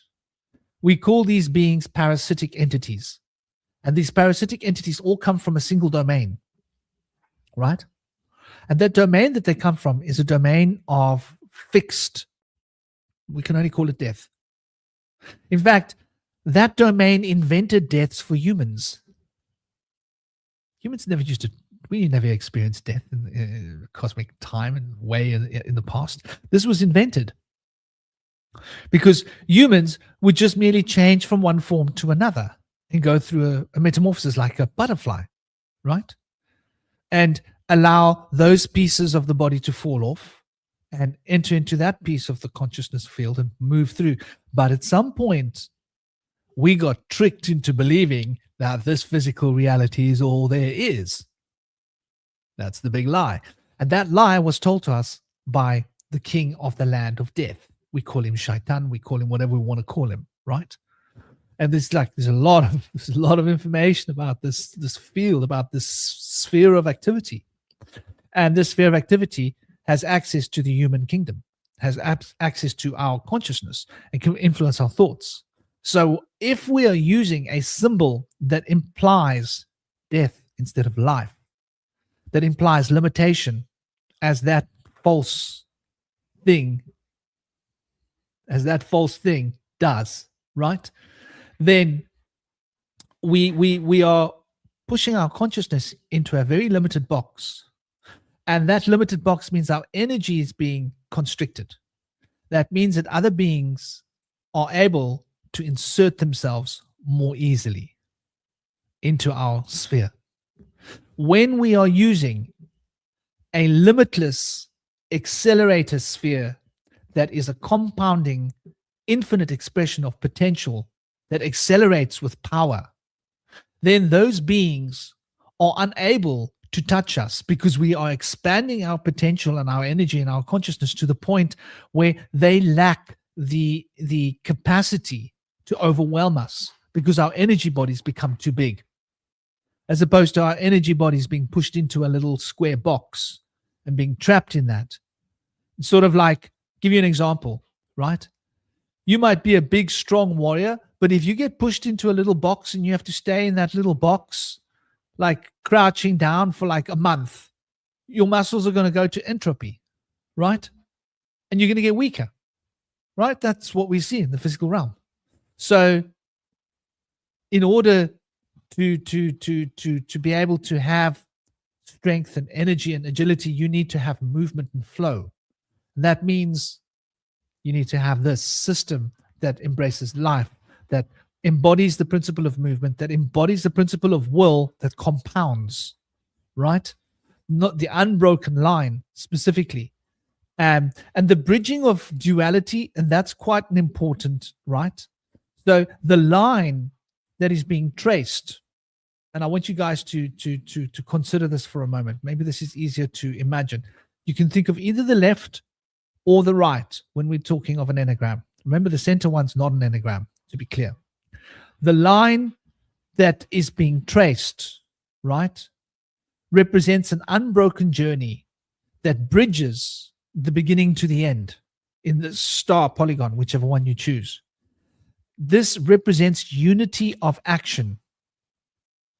That unity of action implies within it that it is both of physical and mundane proportions. We find the expression of the mundane in the left, embodied by the spiritual. We find the expression of the spiritual on the right, embodied by the mundane. If we can understand those two paradoxes and how those two systems work, then we can understand why they fit into each other as a yang, yin, yin, yang, yinery, yangery, yangery, yinery combination. So we do not have that synergy expressed here because there is no single line that represents this journey. So that single line represents the forces of the microcosm and the macrocosm. And it shows us that the microcosm and the macrocosm are not separate, because the beginning moving towards the ending and the ending moving towards the beginning, there's a continuity and they are the same line. It's one line that moves round the circle, and it can move through the left direction or the right direction. So this continuity is really, really important because this shows us that the symbol is a bridge for the duality. And that compounding sense of infinite potential is bound in the presence of that line, which is one line. You put your finger down and you keep drawing. You don't lift that finger. It's one line, one line, one line. Each line is exactly equal. Each line is exactly mathematically calibrated to the next line. It's exactly 30 degrees, 30 degrees, 30 degrees, 30 degrees, 30 degrees, 30 degrees, 30 degrees. And each line follows succinctly, and you find yourself where you started and you just carry on. So easy to miss your point. Oh, I was supposed to stop at 1. I'm still going all my way to 2. Very easy to transcribe and just get lost in the act of transcription because it's meant to be that way. That's how octave works. And so that singular line of force that represents the singular, consistent flow of energy, of intention as an expression of will, this uninterrupted function of intention represents the stability. And that stability is where the will becomes singular and it becomes aligned with an infinite potential of universal energy. So your will becomes empowered. Here, your will is being drained. It's stuck in a little box. There's no continuity. There's no symmetry. There's no singular line. It's disjointed. You start one thing, you stop. You start and you stop. That disjointedness, try and do a dance like that. Try and do a dance where you got to do this and then you got to stop. Don't just carry on the dance. Like, how are you supposed to stop? You just pause the music. Okay. Now you lose the flow of the rhythm. Now you start. Now you got to get back into the flow of the rhythm. By the time you get back into the flow of the rhythm, you stop. Have you ever had a really, really bad DJ on a dance floor? I mean, a really bad DJ where they keep stopping the music. You just, when you're getting into the flow, the music stops. Okay. Well, I don't know what happened there. Then they get the music going. Yeah, you just get into the flow of the music and the music stops. Right?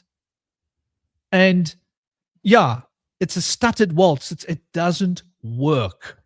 You need that flow. You need that continuity. You need that consistency of energy for any occult work. Now, on the psychological realms, this is also fundamentally important because when we're meditating, we need that concentration. We need that consistency. We need that presence. We need that continual focus. And we need to be mindful that if we are focusing on a geometric glyph, that geometric glyph represents infinite, represents continuity, represents singular potential that bridges the infinite and the finite, that the macrocosm and the microcosm are bound in a point of singular movement, and that singular movement becomes an expression of the flow of prana, and that the entire system has the potential to rotate. It's got chakra, and that chakra involves the dance, involves the spinning. And as it spins, the energy builds and builds and builds until the emotional potential expands and one reaches into a new state of being. If that's not the intention, if that's not the action, if that's not the embodiment, if that's not represented by the way in which we design our worldview, we automatically prevent ourselves from being able to attain to a high level of meditation. We prevent ourselves from being able to attune deeply and maintain fixed mind. And fixed mind is a lot better than broken heart. Because when we don't have fixed mind, we get broken heart. See, because mind and heart are not separate. So fixed mind stabilizes the heart's energy. Yeah.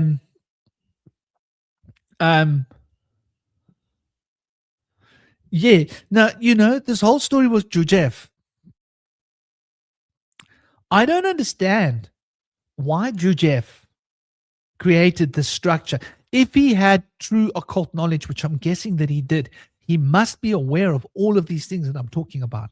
He must be conscious of it. He can't be oblivious. It doesn't make sense. So it makes me sort of want to ask the question of like, well, why? Right? Why did he do this? What's the meaning behind it? What is the reasoning? Right? What is the reasoning for him doing such a thing? It makes me really wonder, and it makes me ask fundamental and important questions as to just exactly what are we dealing with, right?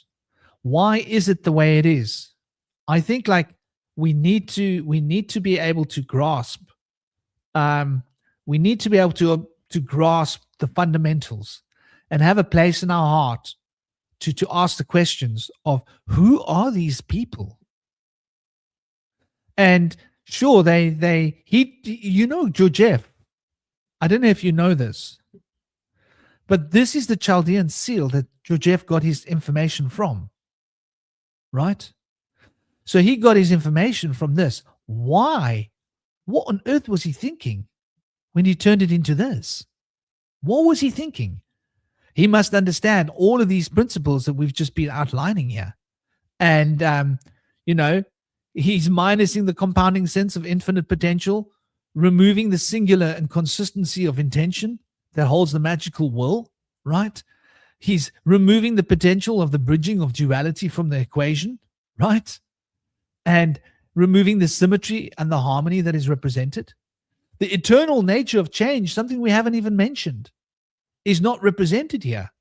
So time is outside of this picture. This is like the kind of physics that we've been crammed down our throats, which is like, well, in a vacuum, that's how these things behave.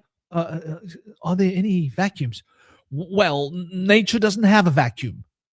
Oh, okay. So nature doesn't. No, there are no vacuums in nature. Is space a vacuum? Well, our theories of space, which we're not going to say is or isn't true, isn't it? No, it's not a vacuum. Oh, space is not a vacuum. So where's the vacuum?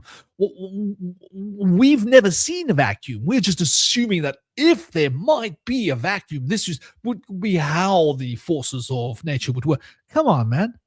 That like dumbass idea of materialism that has to happen in a vacuum that doesn't exist. Come on. Well, we had to create a vacuum because we needed to get rid of the ether. Why did you need to get rid of the ether? Well, it was a little bit too metaphysical for our liking. Oh, metaphysical. Why? Well, it suggests that there might be other planes of existence. We didn't want our people to be confused, thinking that nature had other planes of existence. We just wanted them to focus on the physical realm because it's easier and simpler. Oh, right. So you didn't want humans to have an access to a multidimensional sphere of potential and consciousness and recognize that they are supercharged beings that have fingers in all sorts of pots. No, no, no, no. We just wanted you to think simply and just, grasp these basic ideas in a vacuum. That is the Enneagram as seen in a vacuum. That is the vacuum Enneagram. And that vacuum Enneagram sucks the living soul right out of knowledge, sucks the living energy right out of your consciousness. It doesn't do it fast. You won't realize it. You'll just notice that your creative potential will diminish the more you use a symbol like that. I don't even want to keep it on the screen for too long because I'm afraid that I'm going to infect your consciousness with that proverbial swear word. Let's put something beautiful here. Now, there's another thing. When you look at this, and I'm not just talking about the colors, right? I mean, the colors are pretty, aren't they? I chose the colors myself. Thank you, ladies and gentlemen. Thank you, everybody. I'm very proud of myself. I think I've done a good job with the colors here. The yellow, the red, and the blue. And then we got the green and the orange. I thought I did pretty well with this. With the color spectrum, it might not be the best. I'm sure like somebody could have probably done a better job with the color spectrum maybe, but I like what the colors represent. But if you imagine just the geometry of it, there is something beautiful about it.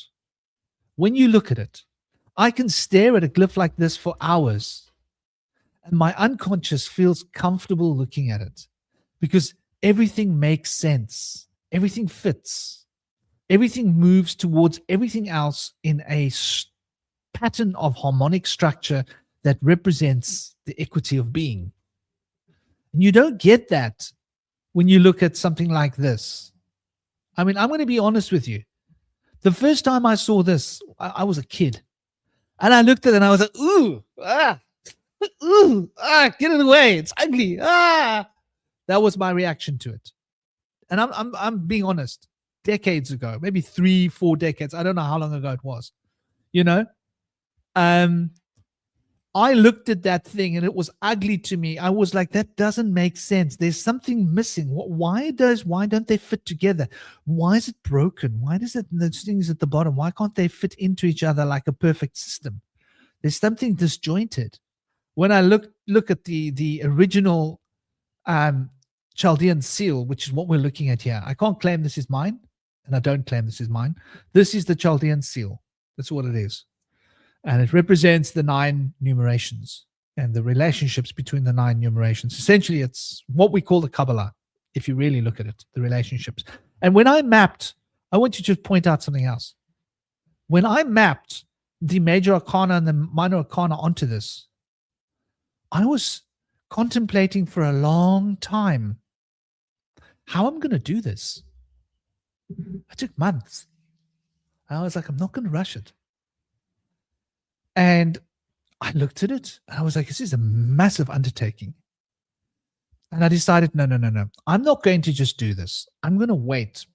And I dropped the penny into my unconscious and I called on my guides. And my guides came and they showed me that's the place where you're going to find it. Okay. And they were just wait there. And I waited there until part of my ancestral lineage arrived. And they laughed at me.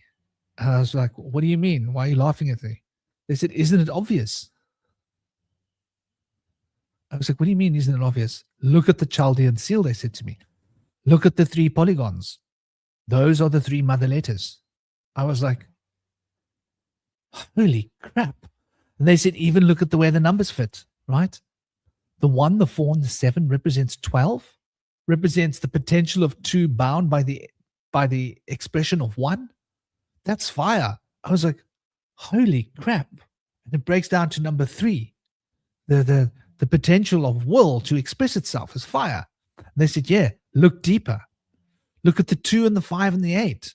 It brings 15. Look at the Saturn square. I studied the Saturn square. I was like, they're right. Water is the heart of the Saturn square. Mercury is the center of the Saturn square. That 15 is encoded all over the Saturn square, and it finds its root in number 5. And the 5 holds the secret of the 10 spheres as it fits into the 15. And I was like, wow. And the number 6 represents the harmonies. And water always strives towards harmony. It will always balance everything else, right? Water will always come back to that point of balance and harmony. That's why we have a spirit balance, right? Which is like fluids, right? When you're building and you can see where the water is, because the water is always going to tell you what's straight and what's in harmony or disharmony. And then it showed me, it said the number, what about the element of air?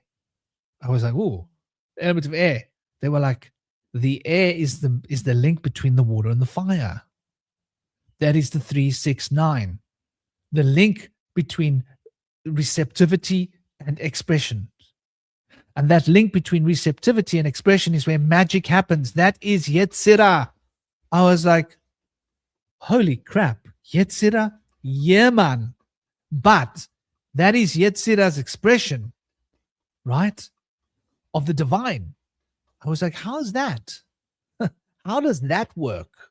Right?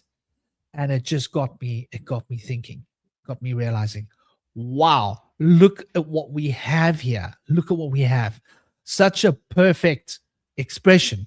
So when we speak of 369, we're speaking of Yetzirah and the world of formation, right? The world of formation. When we're speaking of Bariya, we're talking about the world of creation.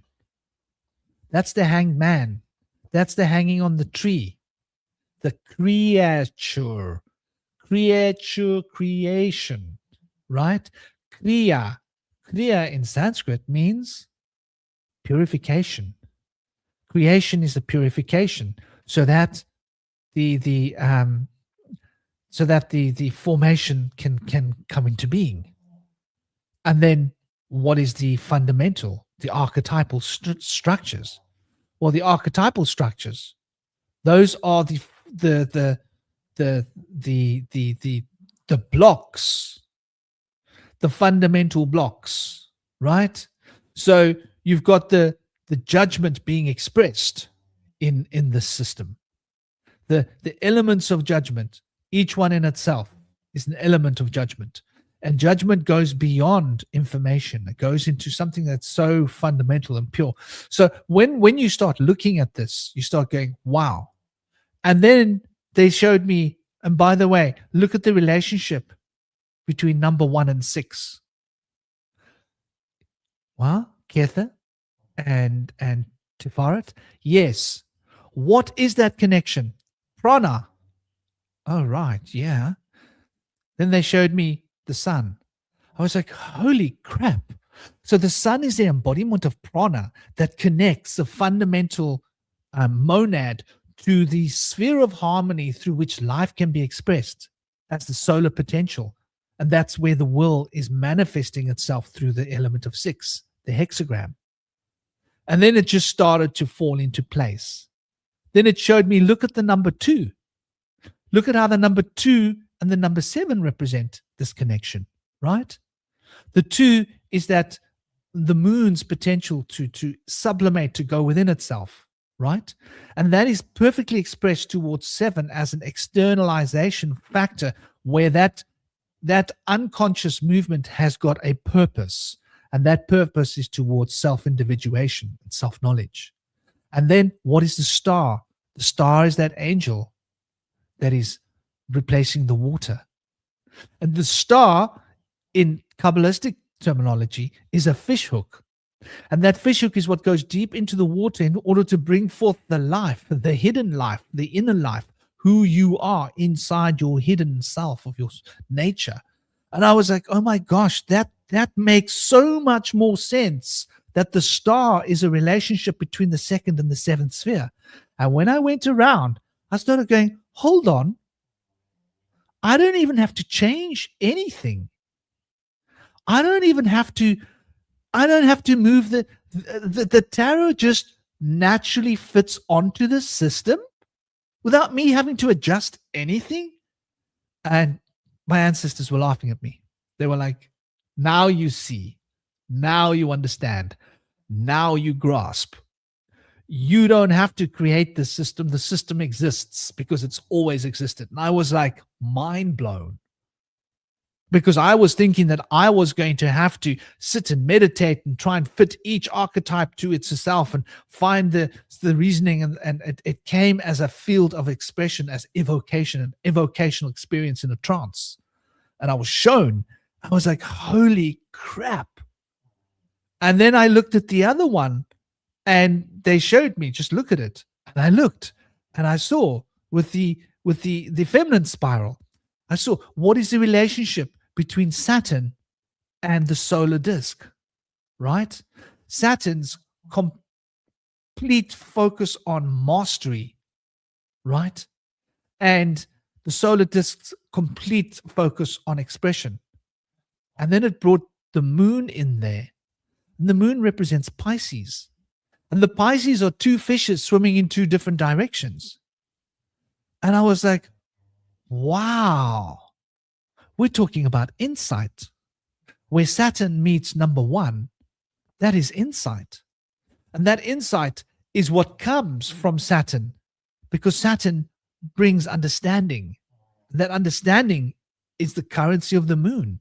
That deep understanding is the currency of Pisces, is the currency of those two fishes swimming in two different directions, being able to appreciate and grasp the external as well as the internal, the physical manifestation as well as the spiritual.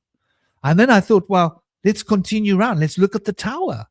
And I saw the potential of power of two, which is the great potential, which is what drawing into itself, right? The sublimative potential. And the expression of the perfect completion of number 9. 9 gives the tower to 2. It needs to. Something has got to become broken. Something has got to become emptied. And in that broken emptiness, there's a space to fill that pulls you deep into the unconscious. That's why we have sublimation. That's where empathy comes from, the tower. And through life, we learn through the hardships that we've been given and the things that we've lost and the things that have been broken for us. That is where we gain the ability to empathize. And that empathy is the baseline of what draws us deeper into ourselves. And that empathy becomes perfected when we look at number 6. Look on the other side. Look on the other side. What do you get when 2 becomes 6? You get strength. And strength, what is strength? She's subduing the lion. How is she subduing the lion? With love, empathy, compassion. I was like, it was just all falling into place. And she's working with her husband's energy, right? When 2 is meeting 6.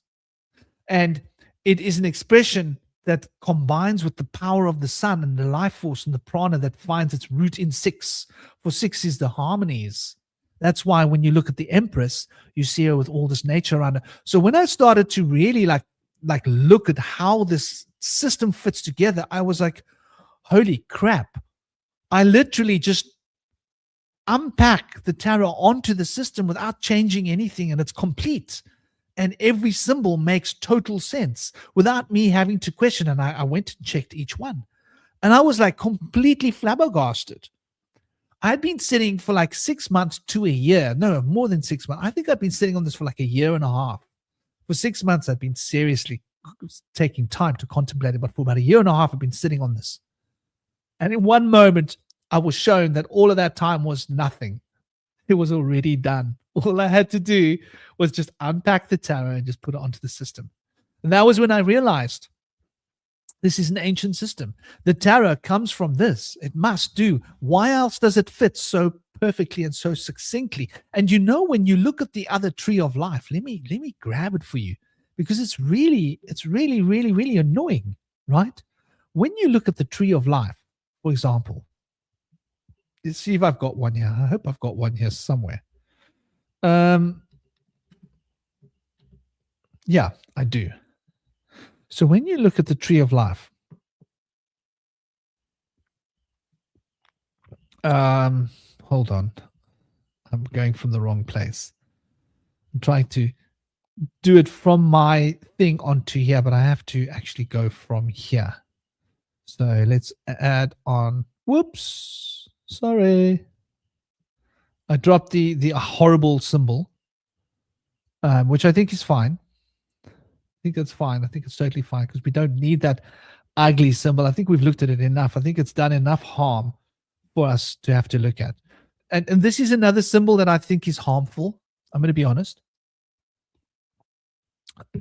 I'm only showing you the symbol so that you can gain an insight into why it's not good.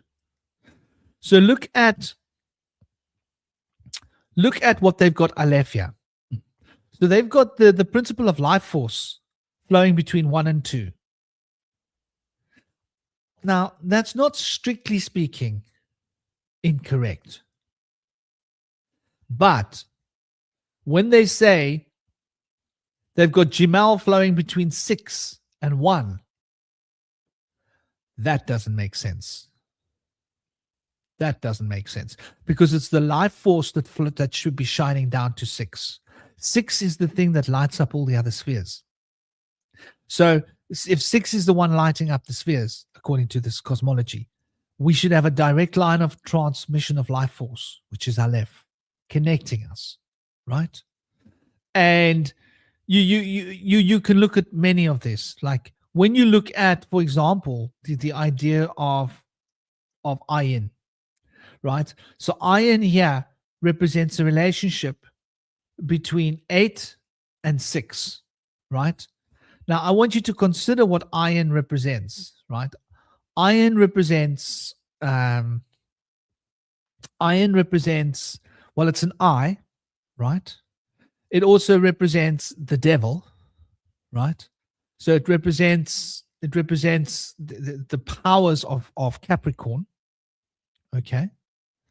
And I want you to see our relationship here. The devil in Capricorn is the relationship between 3 and 8.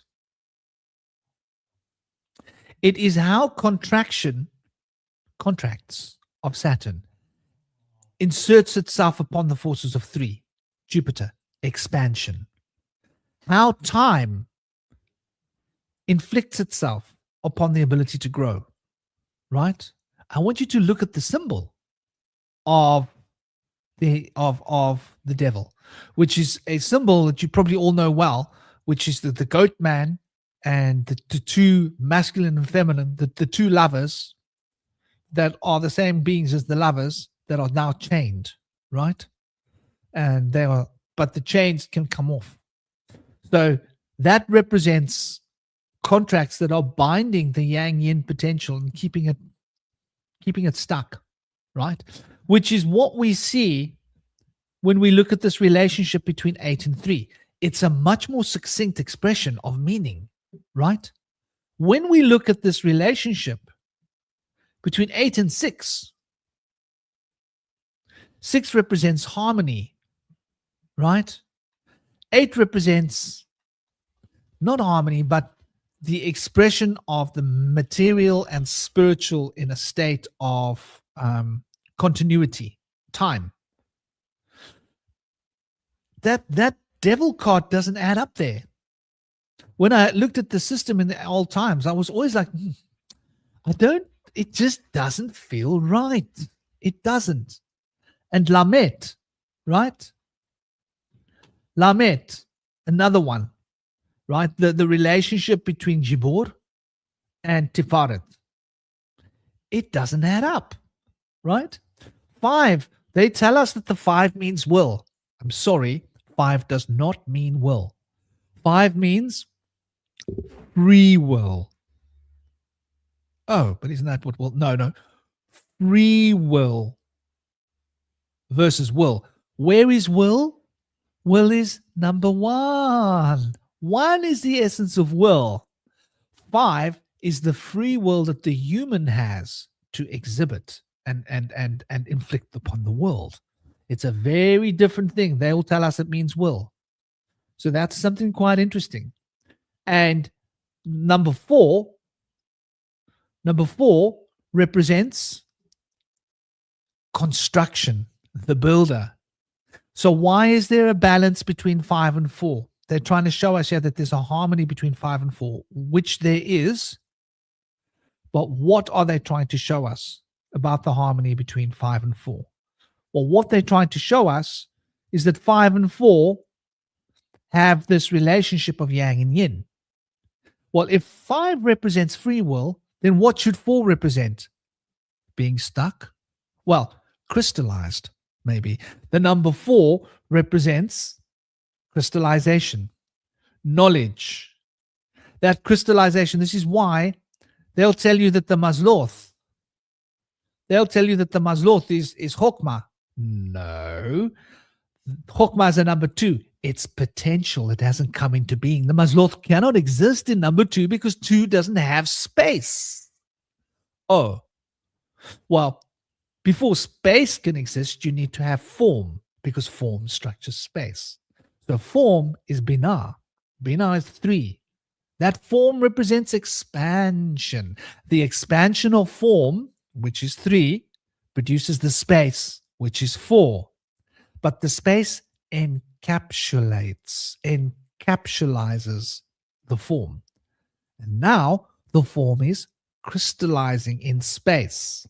So now you have the principle of crystallization of number 4, the builder, the space that can hold the form of 3. Oh, but I thought the mazloth, according to Kabbalistic texts, means number 2, Chokmah. No, it does not. It's how 2's principles of potential are brought into extension through the form of 3 that is embodied by the space of 4. So 4 becomes a receptacle of the mazloth, not 2. There's so much inconsistencies with the teachings you're going to get from all these so-called great books on the Kabbalah. They're just going to tear nonsense and wind rubbish around your head. This is why the Kabbalah has become so hated by so many people, because you cannot find the knowledge in books. You have to make it your own. You have to drop everything you know about it and just go back to a simple circle and take it in as simple a way that you can and understand it for yourself. Play with it. Start thinking in terms of these dynamic principles and start teaching your mind to sort of think outside of the constructions. And these esoteric truths will start to become potential, you know. But yeah, we've gone over the 2-hour mark, and I've been really excited. I get excited when I talk occult. Please forgive me. It's been my love ever since I was a child, and I spend all my days and my time working with my clients. So I work effectively 7 days a week. Yeah. But I work for myself. I work according to my own schedule. And when my clients need me, then I'm available. And even though I'm a shaman, I'm trained in various different forms of mysticism and occult therapeutics. So I've got like a background in many things, though shamanism is where I've embraced like the most fundamental recognition, going into the simple rhythm and just allowing my consciousness to expand into rhythm and just to get a sense of the spiritual actualized through experience. The fastest route is through rhythm. And but a lot of my time with my clients, I'm not able to go into these deep topics because most of my clients are not ready for this. I share little bits of insights with each of my clients as per their life, as per is relevant for their needs, so when I get an opportunity to share insight like this with a group of people like you guys that are so fully into understanding these cosmic proportions, it's like I'm a little boy again. I'm a little boy in a sweet shop. And you know what I'm going to start doing? At some point soon, I'm going to start doing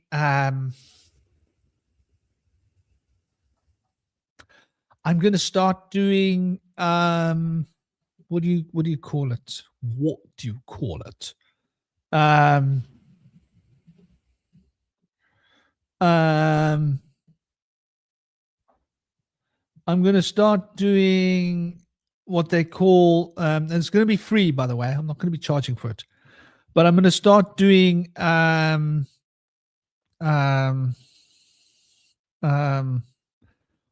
webinars. I'm going to start doing webinars, and in the webinars, I'm going to go deep dive. And I'm not going to charge money for the webinars. I'm going to do them free, but I'm going to start with particular exercises with discussions related to the principles and the exercises, and one by one run through them with webinars. Maybe not long webinars. I'll make them short, like an hour and a half, hopefully, with a Q&A, that can be part of it for people to ask questions. Like maybe we can gather afterwards for a Q&A after people have worked with the exercise and come back and they're like, well, I experienced this. Well, what do you think? Like what's, whatever. For the more practical experience of this. So that's something that's been on my mind for a while. It's only a pleasure. It's only a pleasure. Om Namah Shivaya, only a pleasure. So I'll keep you guys informed. Sometime in the next month or next 2 months, I'm probably going to be starting with the webinar program. And probably I'm going to do either 1 a week or 2 a month. I need to figure out how I'm going to do this, because at the moment I'm pouring a lot of time into YouTube, and I'm wondering, like, is it worth it? I'm putting a lot of content into YouTube, but I want to do webinars for a small group of people. And the reason for that is I don't want people that aren't interested. I don't want the